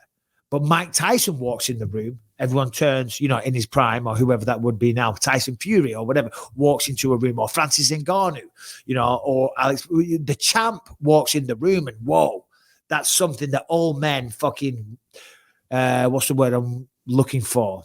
It resonates with them, because that is a power that you can't, that's a thing that speaks to us, that animalistic nature of being a man. Do you know what I mean? Women don't crave it. They crave that. Do you know what I'm talking about? Yeah. That fueled me as a kid. That feeling, I wanted to be the best. I want to be the fighter. I want to be the champ. And that is what Jake's also trying to get, that respect. He's trying to get people to talk about him like that. But he's not doing it the right way. He's looking for easy paydays. I'm glad you brought up the Mike Tyson thing, because it reminded me of something. If for anyone that's ever been to a live UFC event, they pan the camera to different celebrities that are in the arena and in attendance, and they'll go to basketball players, they'll go to football players, they'll go, like, I've seen them go from Tom Brady to Sylvester Stallone to Jared Leto to, all the, like Halle Berry, like all these celebrities. But when that camera goes to Mike Tyson, it's different. Like, everybody cheers, Tom Brady, Halle Berry, like Sly, everyone's cheering. But when Mike Tyson shows his face on that screen, when it goes to him, it explodes the entire arena. And I think that that's what a guy like Jake Paul craves. And he's not going to get it. He's just not doing it the way that he's doing it. I would respect him more if he took a really, really hard fight, lost, but was competitive and then went back to the drawing board, fixed his problems, came out, took another fight, maybe a little bit less tougher fight, and then and then wins. And then you can see the progression, but he's not willing to do that. I've actually started to be less of a Jake Paul hater once I realized that he's not, because I thought for a while, like, man, this guy really thinks he's the shit. Like, he really thinks he's better than all of us. He really thinks, like, Jake Paul really thinks he would beat me in a fight. And like, well, now I've realized, like, he doesn't believe that, or he would be taking tougher fights. I would be embarrassed taking the type of fights that Jake Paul's willing and chases. Like, I love Nate Diaz. He's one of my favorite MMA personalities. He's one of my favorite interviews to listen to. I love build-ups to his fight. I can't tell you, I can't be a bigger Nate Diaz fan. I'm not chasing the guy for a fight, though. No, like it just feels wrong, you know? And that's how, like, I just had to accept that Jake Paul knows this is all fake. Like, he doesn't actually believe the shit that he's saying. It used to piss me off when he would say things, and it would just make my insides hot, because I'd be so mad, because I thought he was really believing it. And now that I realize it's just an act, like, he's like a character. It's not real. Yeah. And that's actually really interesting. That's how we should try and look at it, you know? Yeah. And you just made me think of something there as well. I remember recently his brother Logan Paul was on the Bobby Lee podcast. Did you see that? Did you see it? Yeah. You fucking see it? Bobby Lee's throwing names at Logan Paul and whether or not he beat him in a fight. And he goes, Michael Bisping. He goes, oh, yeah, I'd beat Michael Bisping in a fight. Well, he paused. He paused first. He paused. He's like, about it. And he goes, he's old. He's old. I am old. Bro, Logan Paul, man, you fucking don't know what you're talking about. And I'm not going to sit here and say I'm very, very hard and tough. But the path that we've been on, the path that you've been on, how many professional fights you had, Anthony? 50 odd? Yeah, 54, something like that. Yeah. You know what I mean? I mean, come on, it's a different path than being a goddamn YouTuber. I beat tougher guys than Logan Paul on my way to a fight. Yeah, no, for sure. Exactly. But I like watching him in the WWE, though. I think he does a really good job. Oh, no, for sure. He's a great entertainer. Yeah, they do it. He actually does a really good job over there. I've never watched him in it, but I don't doubt it for 1 second. Yeah. He's entertaining. He's athletic. He's a high flyer. He takes risks. He's entertaining. Yeah. He talks well. He looks good. I'm sure he's fantastic. But bro, you don't want to be fucking locked down a dark alley with me after I've had 6 cans of Sapporo. Okay, I will tear your fucking head off, Logan. You'll be Ilya Topuria, and he'll be whoever the fuck that other guy was. I will be arrested for manslaughter. Okay, you stick a couple of margaritas in me, even if they're skinny. Couple of skinny margs, bro. I'll rip your goddamn head off. What's a skinny marg? A skinny marg, it's a margarita with less sugar in it. It's my go-to. It's my go-to. I sound like so feminine. Do you do a skinny margarita? They're like, we do. I'm like, come on. With your Starbucks with almond milk and your Ugg boots. I'm going to need one of these every 5 minutes. Okay, what movie is that? I'm going to need one of these every 4 minutes or something. And then I'm going to... Oh, man, I feel like I know this movie. Sitting at the top of like a big skyscraper. You got a beautiful view in the background. There's 2 very well-known actors. One of the guys is like, he's new to the job. And they go, I don't remember.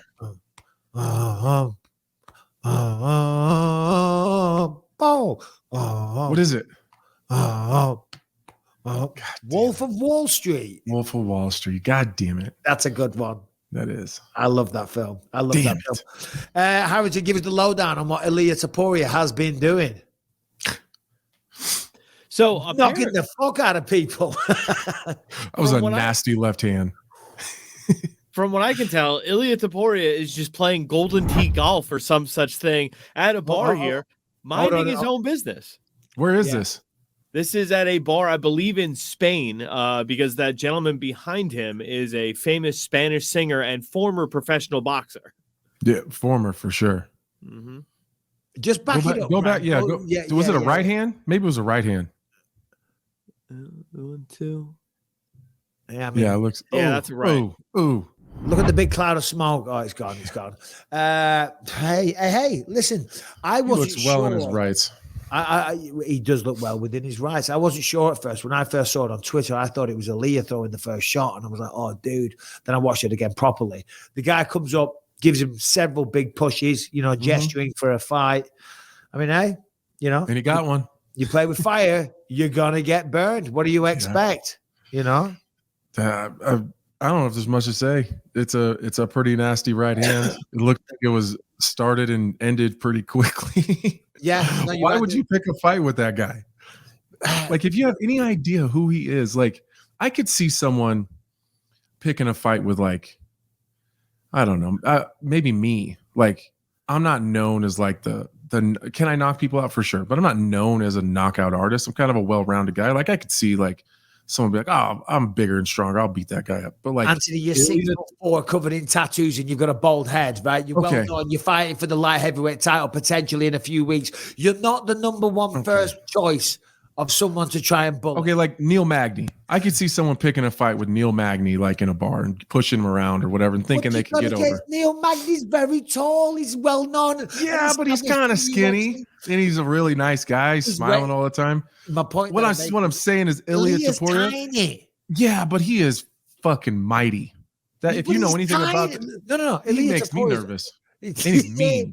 He's mean. He's very good, but he's a small guy. This guy that goes over, play the video again, looks to be way taller, way bigger. That's your classic bully. You walk over, you see someone small or whatever. You might be you've had a few drinks. Hey, you know what? This guy over there, he's supposed to be a fighter or some shit. I don't know. This guy's famous too, right? No, the guy that started the fight with him. Yeah, he's like a famous. Oh, he does look big. It's like a Mexican rapper, I think. No, I think Harrington said earlier that he was hanging out with that dude. Yeah, that's not the guy that was starting to fight with him. So Elia's minding his own business. The guy's just a total dick. Starting to fight with him, pushing him a few times. It just goes to show you got to be careful who you're picking on these days. You know what I mean? Got to be careful. Serves him goddamn right. Well done, Ilya Topuria there. Where should we go with this? Dillon Danis pulled out. Did we want to talk about it? I mean, are you surprised? No. Did you see what Ariel said about him? He called him a wet fart and stuff. Yeah, that was a 10-7 for Ariel Helwani for sure. Oh, yeah, Helwani's been going off lately. For Danis, this was the perfect opportunity, right? He's not a fighter. Sorry, he's not a boxer. So what, right? For some reason, right, he is in the subculture of mixed martial arts. Most people know his name, right? He's only ever had 2 MMA fights against, no one I've heard of in Bellator. He got 2 submissions. He gets gifted, and this is a gift from the gods almost, to fight KSI. KSI isn't a massive celebrity outside of the YouTube / celebrity boxing world. Well, he's a well-established pop artist / rapper in the UK, massively popular. So because of that, because Danis isn't a draw, but because of KSI, he's got 17 million subscribers on YouTube. I mean, that's ridiculous. That's right? crazy. 17 million, right? That would have done numbers just purely from KSI's fan base, wanted to see him beat him up. And he would have got a huge payday. Mm-hmm. And he pulls out because apparently he hasn't got a trainer, he's overweight, and he's underprepared. Well, that's nobody's fault but your own. I mean, to use the expression fumbled the bag, that is an understatement. He could have just, no one expects Dillon Danis to be good. He could have just showed up and lost and got paid. Yeah. But I mean, to Ariel's credit, I watched his Ariel's interview with Dillon beginning to end. And, I could tell the whole time, like, I don't think he's going to fight. Like it's really, yeah, it seemed like the whole, like Ariel had asked him at one point in time, who's going to be in your corner? Who are you training with? And he was like, oh, I'm just kind of bouncing around training different places. Ariel was like, well, who's your head trainer? And he was like, I don't really have one. Like right then I was like, yeah, he's not fighting. Like, I don't think he ever had any intention of fight. I think he kind of screwed himself out of ever getting a big bag ever again. Because you can't trust him. There's no way anyone's going to take that chance. And to be honest, Bellator might not even give him another shot either, because nobody wants to promote a fight. Right. Think about it. I mean, I'm sure KSI is going to get a replacement, but promoters and stuff, they spend a lot of money. They promote the fights. There's all kinds of shit goes on. My God, he's just a fool. I mean, I think New York Rick, Ariel's guy, said one thing that, like, the only thing that would make sense with Dillon Danis is put him on a Bellator card, on the undercard, and if he shows up, great. If he doesn't, you just fill the fight. Who cares? Yeah. Or scrap the whole thing. It doesn't cost you anything.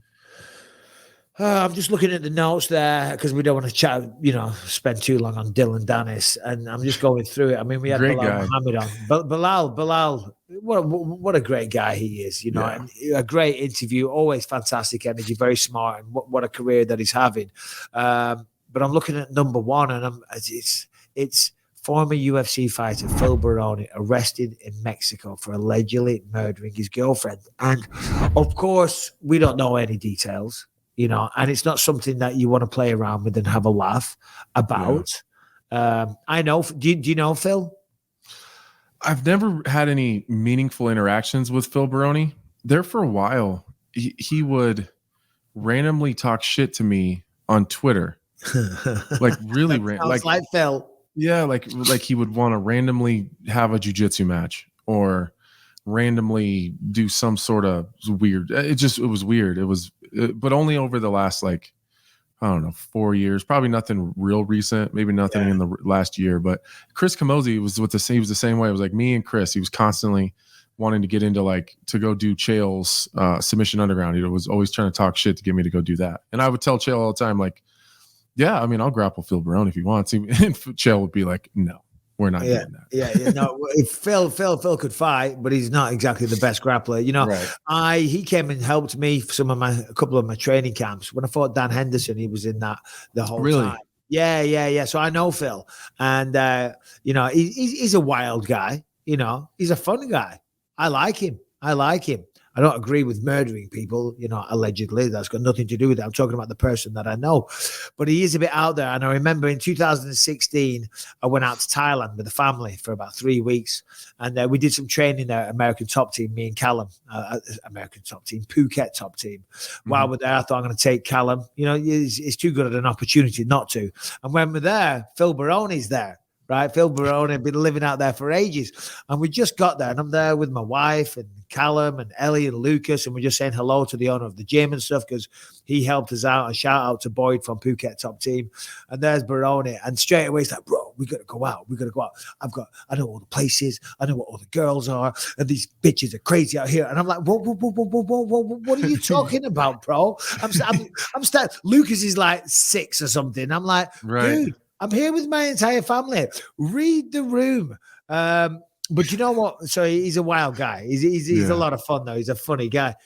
But you know what? When I heard that story, and none of us know anything about it, what I do know, and this is, I don't know why I'm bringing this up, really, but my mind just went to him and Stephan Bonner because they used to be like a tag team, didn't they? Yeah, they were buddies. They were tag team. And they did a bunch of the wrestling shit together. Yeah. And I was just like, wow. I mean, it was only 18 months ago, maybe 2 years ago, you would see them always doing like these bits on Instagram. Now Stephan Bonner's dead. And now Phil Baroni's been arrested for goddamn murder. What a crazy world we're living in. Yeah. I read like a tweet from was from Barnett, maybe? Right. Tweeted about him that they were pretty good friends, and I don't know, maybe Harrington can look it up, but that over the last handful of years or few years that Phil had started to, just maybe mentally and emotionally deteriorate.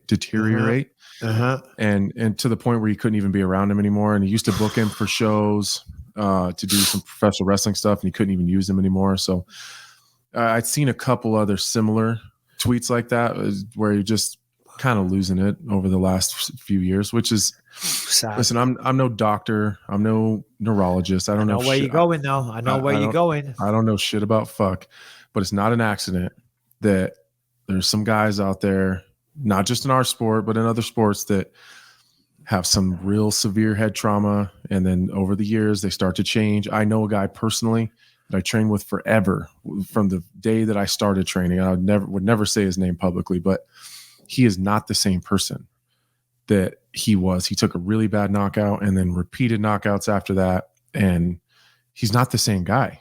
He was so sharp. He was such a sharp, snappy dude, like really just good dude. And now I don't even recognize him when I see him. He's a different fucking guy. And you know, we've all known people like that, like especially you and I, we know guys that we started training with that are different people now. And it sounds from the stories that Phil was right along that line. I know that there's no way to diagnose CTE or anything like that before someone passes, but I'd be interested to see how bad he's, maybe some of the trauma and head, between wrestling, the professional wrestling and the long years of training and the fights. And it just sounds like some head trauma stuff. That's exactly what it sounds like. And what you're talking about there, again, without mentioning names, you do see it. And of course, you haven't got to be a bloody scientist to correlate the two. Whether it is football, like we were talking about before, boxers, mixed martial artists, right. It's hard and it's tough because this is what we sign up to do, and I think when you're young, it's a risky job. It's a risky job, you can't dress it up any other way. Do you know what I mean? The number one goal is to knock your opponent out or choke them out. If you're Damian Maia, you want to use your jiu-jitsu so you don't have to hurt anyone. You learned how to punch as well, Damian. That's how Damian Maia. But yeah, of course. And that does take its toll. And the science has proved and shown that, but that is why it's not for everyone. But it is just heartbreaking when you do start to see people that that you've trained with that do start to change over the years, But that's why I'm always, when you see these celebrity boxers and everybody wants to be a fighter these days, and you're getting all these like YouTubers and celebrities getting involved. That's why I have a problem with it, because it's like, you don't know what you're messing with here. You don't know what you're getting involved with. This isn't for everyone. This isn't a sport that you play at. You don't pick it up and put it down. This is a lifestyle. This is something that you're born into this. It's who you are between your ears. It's what makes you tick. Do you know what I mean? Mm-hmm. And you see it on TV and you think it's cool and you think, oh, I'm going to do this and I'm going to get a tap out t-shirt and a mohawk and a few bad tattoos and think I'm a fucking fighter. Do you know what I mean? No, that's not what it's about. What's this? It's serious business. I think that's the tweet from. Do you want to read it out, Harrington, from Barnett?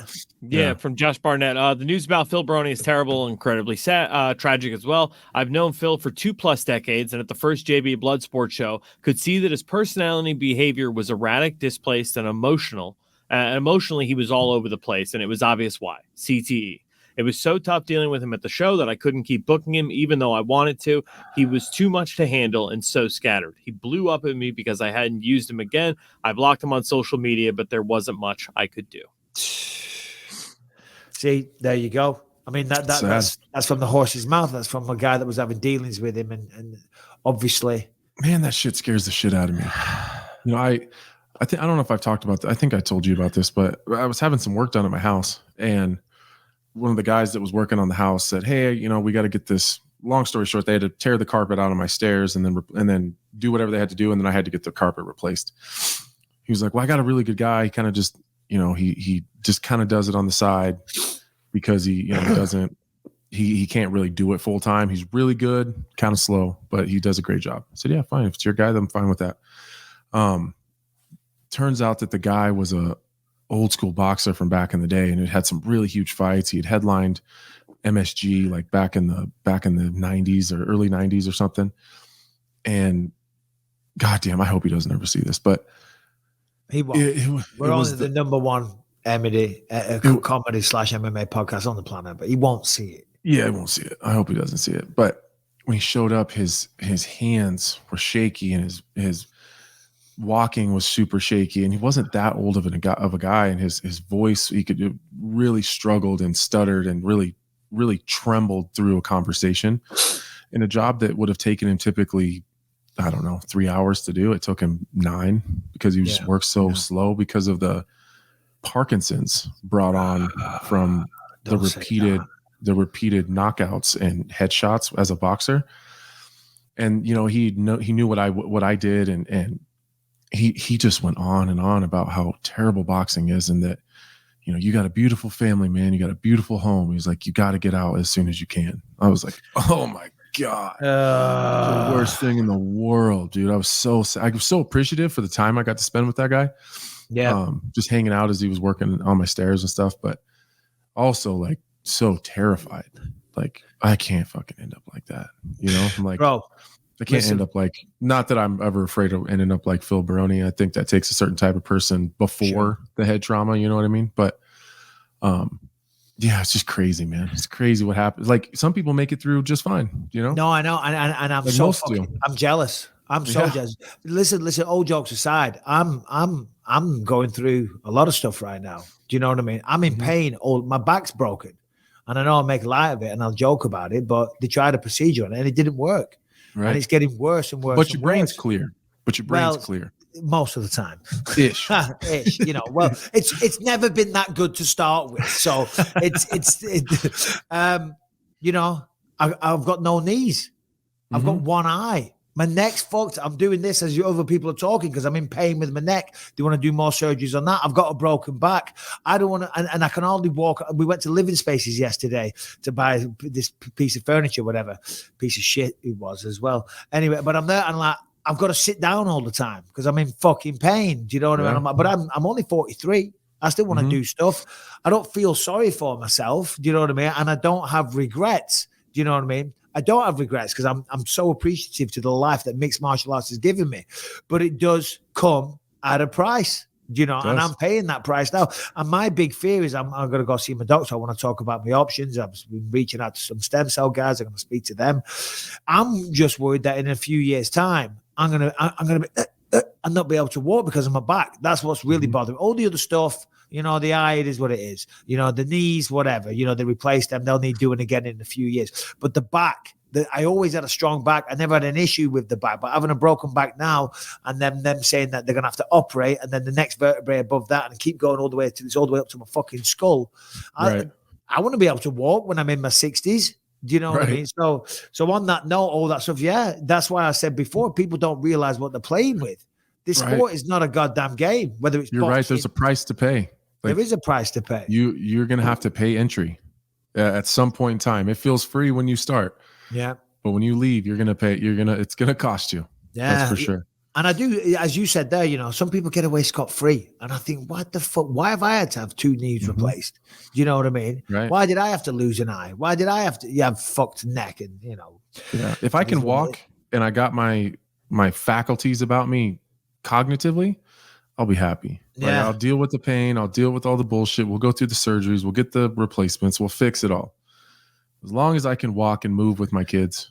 And the main thing is the faculties. That's the faculties. The faculties. Yeah, I don't want my kids wiping my slobber off my face when I'm in my 60s. No way. I don't want that. So you got your brain about you, Mike. All bullshit aside, I'll push you in a wheelchair if I have to. You push me in a wheelchair, brother. We'll get you where you got to go. Well, I'm going to the pub. So as long as you have a drink with me, buddy. All right, let's have a quick talk about FitBod. Listen, we're all trying to get in shape. We all want to work out. We all want to stay lean. We want to be healthy. We want to be more desirable. But sometimes you don't know what to do in the gym, okay? Or your workout routines get stagnated. Well, that is where FitBod comes in because, look, listen, so well and good if you can afford it, if you're loaded. Working with a personal trainer, it's great. But it's expensive, sometimes you do it for a small period of time. Maybe you think I'm going to splash out, but year round, doing that year round, 2, 3, 4 times a week, once a week, even, it's a lot of money. That is where FitBod comes in because it's a smart workout app for one. Let's just get that on the table. It creates custom dynamic exercise programs for you based on your goals, experience, and the equipment you have available. And then it varies your routine to help stop the boredom and to stop you overtraining. It has an algorithm that uses data and analytics to scientifically build your best next workout so you can maximize your results. You can see all your charts. You got your muscle usage, your recovery, your achievements, all the progress that you're making. You can see it all right there in the app. So you get to see it in real time and a display showing all the progress that you're making. So you get that, get that extra little bit of feedback. You're in control with workouts designed just for you. So you're getting exactly what you need. And as I said about those, working with a personal trainer, well, for less than the cost of one session with a personal trainer, you can now get a full year of personalized workouts with FitBod. You fit exercise into your schedule because, listen, it's down to you, innit? Because the best time of the day to exercise It's whenever you like and whenever you're free. By the way, it works with Apple, iOS, all those devices. App is easy to use. It's got video tutorials on the exercises, so it makes learning all the new exercises a breeze. Trust me, you're going to love this one. And we've got a great offer.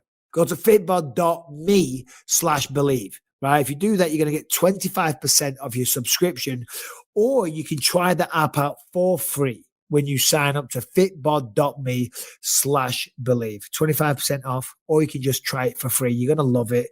Listen, there's no reason to not work out with this thing. You can do it at home. You can do it at the gym. You do it very, very cheaply as well. And you're going to love it. You're going to get results. And you're going to thank me. But you're going to go to fitbod.me/believe. 25% off. I think we've been through most of the stuff there, Harrington, right? And we don't have all day anyway. What should we do? Should we go to questions or should we do one more topico? What should we do? We got questions, Brian? We got good questions? Yeah, we got good questions? We got some good questions today. All right. Well, let's go through some questions then. Let's see what we got. And you know the drill by now. If Anthony, can you do it? I don't think I can. I'm going to try. Do it.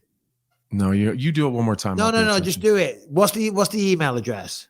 BYMpod@gmail.com, right? There you go. That's what it So says. send us your goddamn questions to BYMpod@gmail.com.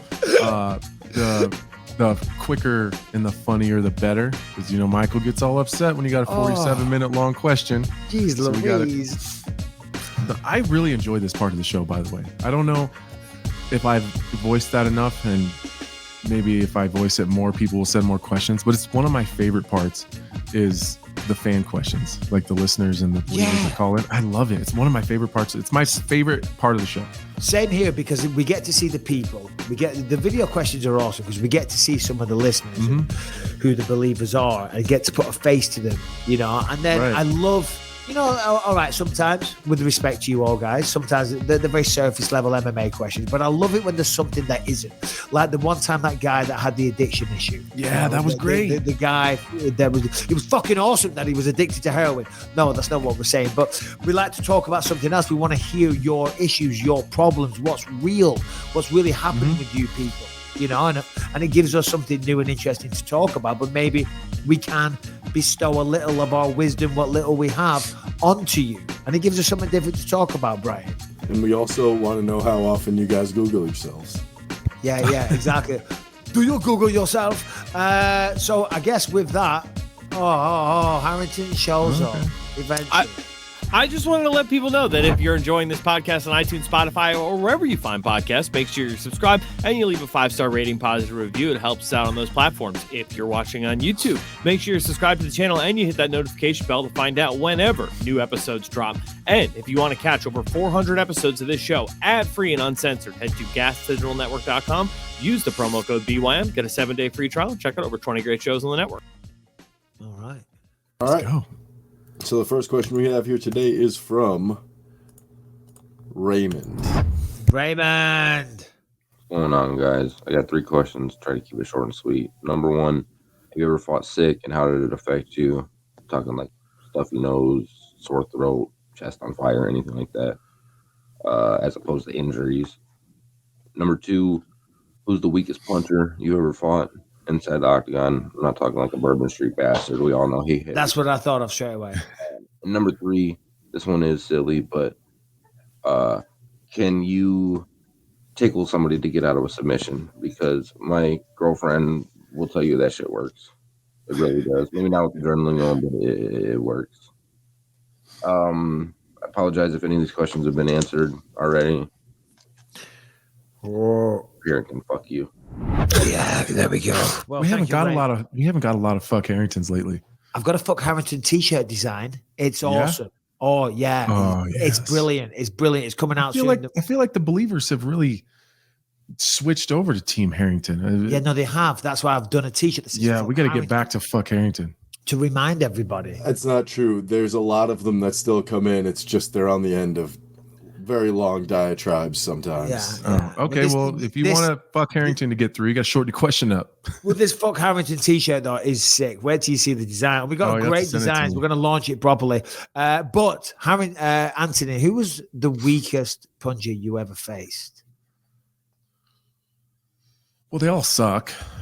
Yeah. I've never been hit and been like, oh, I would enjoy that again. Yeah, correct. That's why I'm struggling to think of a name as well. Yeah, Most times when I you don't get know. hit from a professional fighter that's made it to the UFC, you know what I mean? There's not really any of them that you want to take again. Like I remember, I mean, people always say who was the hardest hitter. I guess I got to go with Dan Henderson. That guy can crack. I remember when Brian Stan hit me, he had a pretty good right hand on him as well, you know, but I don't believe there was anyone where I got hit and thought, that's nothing. Let's go again. No, I don't know. There's guys that I haven't been hit clean by that, you know, like if I'm thinking hardest punchers, like, you know, Volkan Ozdemir can crack. Oh yeah, no time. Yeah, he can crack for sure.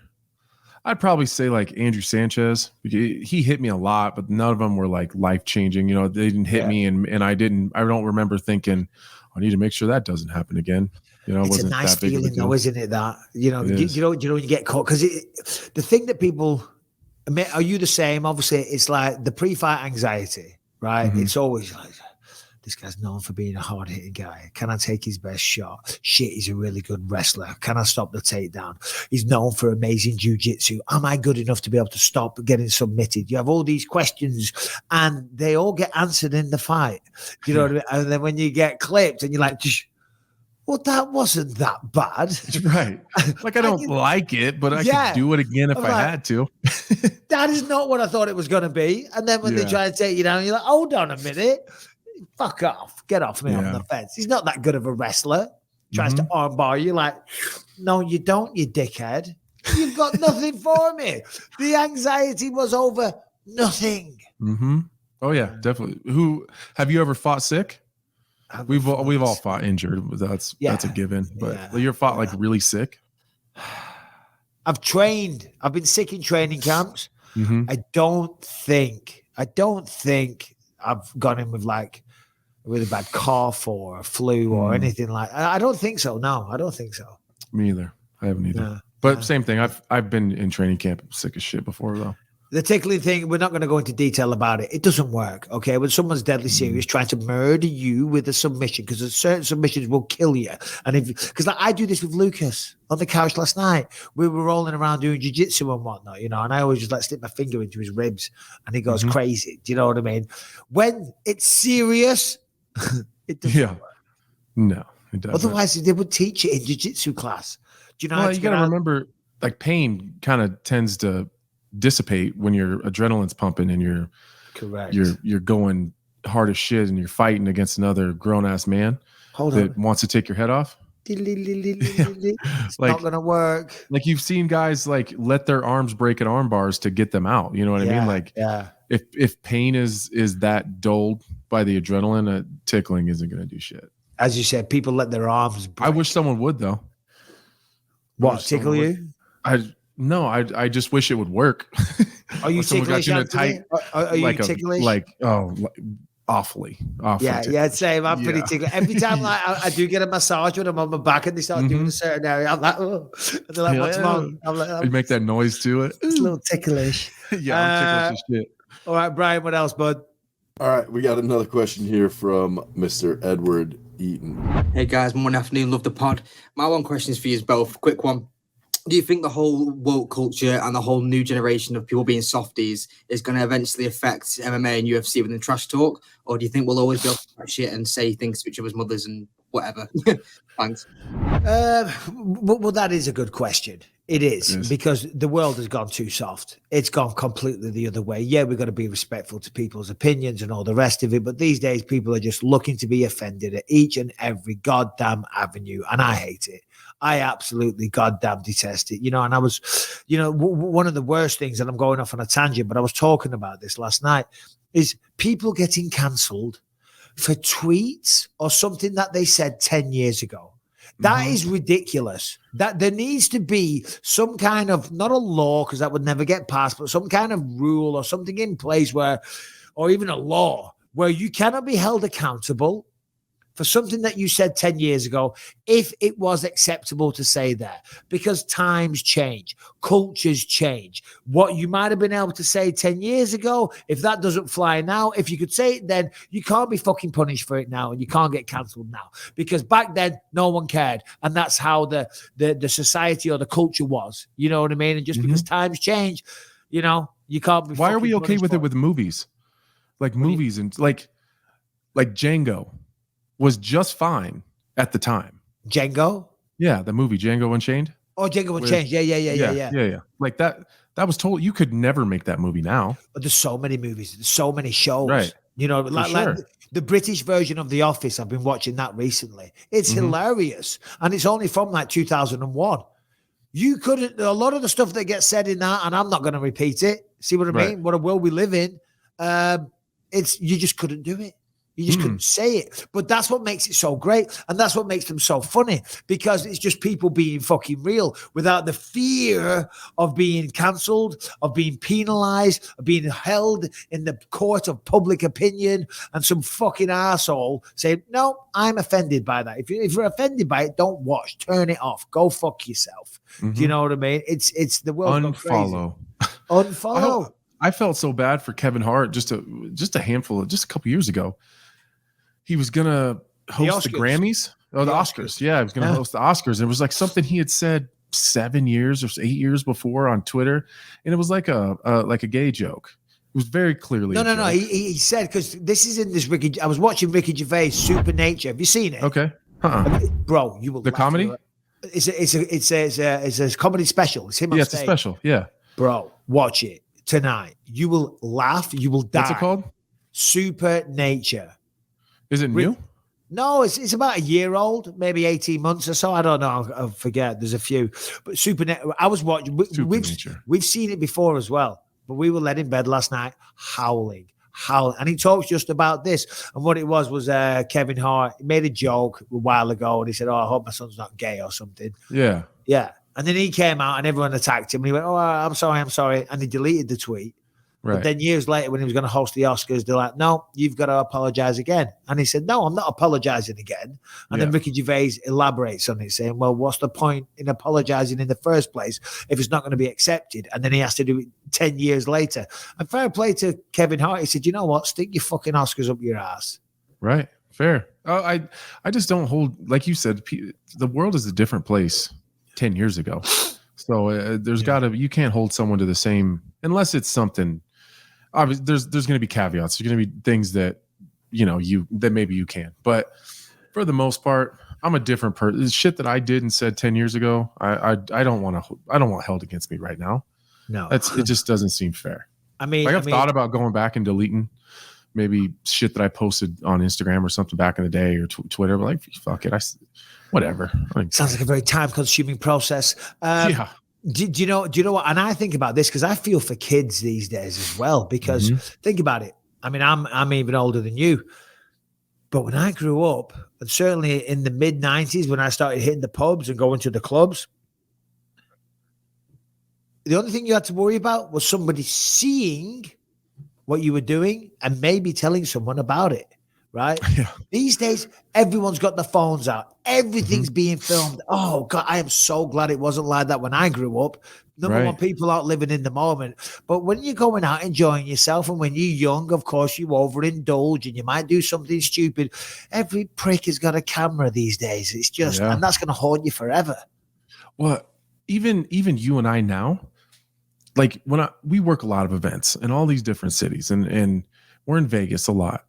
And like, there's a lot of times where like, I'll think, man, I think I'm going to go down to the hotel bar, or the casino bar. I'm gonna go have a drink or something.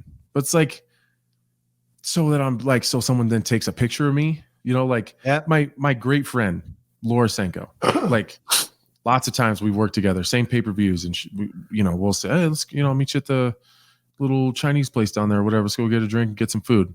And then it's like, constantly you're just worried about someone taking a picture. They're going to tweet it. It's going to look bad. And you know what I mean? So then you got to like cover your bases all the time. Like text your wife, I'm going to dinner with Laura Senko. Yeah. Well, we had it recently. Right. We were going to meet at the bar.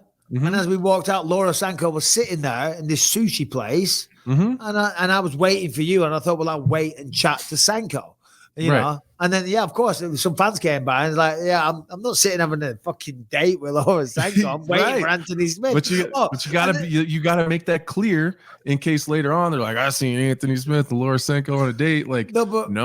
I've already covered that. That night I was texting. I thought I was texting you, but I was texting my wife as well because I said I was going to go meet you, and then I text. Yeah, I told Rebecca I'm meeting you at the bar. And then I text you thinking it was Rebecca saying, no, I text Rebecca thinking it was you. I said, yeah, I'm at the bar with Laura Sanko. And she's like, I thought you said you were going to go meet Anthony Smith. I'm like, yeah, but she just happens to be here as well. Yeah. You know, fucking that was a dumb thing. Yeah, like that's the culture though with phones. Like you got to make sure that you're completely covered all the time, or else it'll look away that is. And perception is reality. Yeah.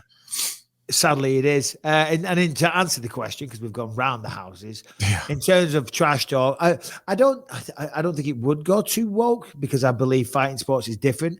I think there's an unwritten rule, in my opinion, that you leave people's wives, children, family members out of it. Other than that, fair game. I think you can say whatever you want about the fighter themselves in question, their skills to a certain degree, maybe some of their team or their coach or whatever, you know, they're the guys that are going in. Anyone that's going to be around the peripheral of the octagon or in there, they're fair game. Anyone else, families, girlfriends, wives, children, I say leave them out. You know, other than that, and for the most part, it has been. Yeah. For the most part, you know, a couple times Connor's gotten a little bit out of hand. Colby's dropped a little thing. Colby has, but for the most part, it stayed pretty in fair. You know what I mean? Mike Tyson didn't know. He was mental. He was eating people's children. He was gonna until it was fucking terrible. Some of the shit he said. Have you said that to a journalist? Yeah. God damn. Crazy. I think in fight sports, I think it's trash talk though. It's different in fight sports because you can actually fight about it. Yeah. You know, like it's gonna get figured out. Most of the time. Say whatever you want. Say whatever you want because we're going to be locked inside a cage with each other. And you're going to have to pay for those words. You're going to have to back them up. Really? I'm a pussy. You can beat me. You're going to knock me out. Yeah, well, we're going to find out. Where was that ass whooping you were bringing? We're going to find out. Brian, give us one more, please, my friend. All right. So we got one more here. It's from Connor from Ireland. Not the fancy one. All right, lads. Connor here from Ireland, but I live in Bulgaria. Send the question in. Hopefully it gets answered this time. Anyway, 2 questions. One MMA related, one not MMA related. First one, MMA related. What's your opinion on fights at the Apex? My opinion, and opinion of many, is that they're way past their sell-by date. How can you justify putting fights on in an empty hall when everywhere is open? Fans want to see fights. The whole event, the whole spectacle seems 10, 20 times better when there's a live audience. At the Apex, it's just dead. Okay, Mike, it's convenient for you. It's a 2-hour drive away. I get Love it. But what's your opinion on it? He pegged you. What is your Spotify Wrapped? All the lads, Anthony, Harrington, Mike, and Brian, let me know. All the best. Ciao. Nice one, lads. Yeah. What was the second question? What is your Spotify Wrapped? And I saw people going on about that a while ago. I don't even know how to bring that up. How do we do that, Harrington? What is the Spotify Wrapped? I think it's your main shows that you like, but how do you access that? Because I saw you posted on your Instagram. Yeah. So you need to go into the app. Unfortunately, though, I think the time has passed. Oh God! I don't even think you can check it anymore. So what was it? Just your top podcasts or your top music? All of it. Like it shows you like your like what you spent the most time listening to, whether it's podcast or artist, and it breaks down like what podcasts you listen to the most, what artists you listen to the most, et cetera, et cetera. Anthony, you use the app called Spotify, I'm assuming? I don't. Oh God, come on. No, I'm an Apple Music guy. You don't use Spotify. It's free. I don't. Yeah, but it's got commercials and ads. The music doesn't. Really? Zero Oh, ads. No. I was going to say, read out, because if you go to your liked song playlist, and then, randomly play 5, what would you come up with? I wanted you to go 1 apiece and see how embarrassing that would be. It's not quite the same thing. I'll do it, though. Harrington, do you want to do it? Do you want to go back and forth with me real quick? Yeah. Yeah, no doubt. Top it's 5. probably all going to be the same thing, but. Well, no, just go to your like songs, then please make sure the shuffle function is on, and then press play and skip forward 5 times. So I'll do it first. My first one is Method Man. No, what is it? Hold on. Wu-Tang Clan, Gravel Pit. Okay. Which is a good song. I'm not embarrassed about that at all. I'm okay with that. Strong. Late stage woo. It's pretty solid. Pictures on My Phone by Wheeler Walker Jr. Don't know it whatsoever. I would say play. Wheeler Walker Jr. Okay. Yeah. He's like a silly country music. Yeah, it's like either funny songs. Yeah. My next one is It's Like That by Run DMC and Jason Nevins. The remix, the house music one. That's a good tune. These are good. What have you got, Hamilton? Man, I guess I really like country. It's How Country Feels by Randy Hauser. I used that as a walkout song a long time ago. Really? Yeah, rules. Yeah. I'm gonna listen to that later. Let me skip. It's Miss Jackson by Outkast. Let's go. These are all hippity hoppity, but I've got lots of different ones on here. But it's throwing out all the urban flavors. Go ahead. What have you got? Mine is so much different than yours, guys. Yeah, but I got. Boy's got every single one. It's a rap song. I've just gone. There is not a single. I must be on a rap. What was your next one, Harrington? Breakfast Club by DJ Z Trip. DJ Z Trip. Yeah. Oh no, I've got hip hop turned on. That's why I didn't even know you could do that. Right. Okay. Wow. Right. Now I see. Right. Okay. So next one, Embraced by Gravity. I'm sorry, Anthony. You got. I don't know what that you've is. got Apple Music. Get Apple Music on. Give us your songs. You can still doesn't have to be the same app. Embraced by Gravity sounds like something that would be on one of my playlists. It sounds very metal. No, it's not. It's very melancholy for one of it. It's kind of a sad song. Man. It's in your feels. Next one, It's All Over Now, The Animals. The Clash, London's Calling. There it is. Made for me. All my favorites. What have you got? People want to know the kind of music you're into. Okay, it's really funny, Harrington. The first one is How Country Feels by Randy Hauser. Get out of town. I swear to God. Same one. Right. I need I need to put that in the thing. Every breath you take by the Police. Pony by Genuine. Let's go. Hold My Liquor, man. Kanye West.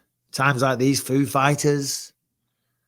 Ooh, this is a good song. Creature by Jelly Roll. You should download that one. Do you know it's a this good song. one? Baker Street, George Rafferty.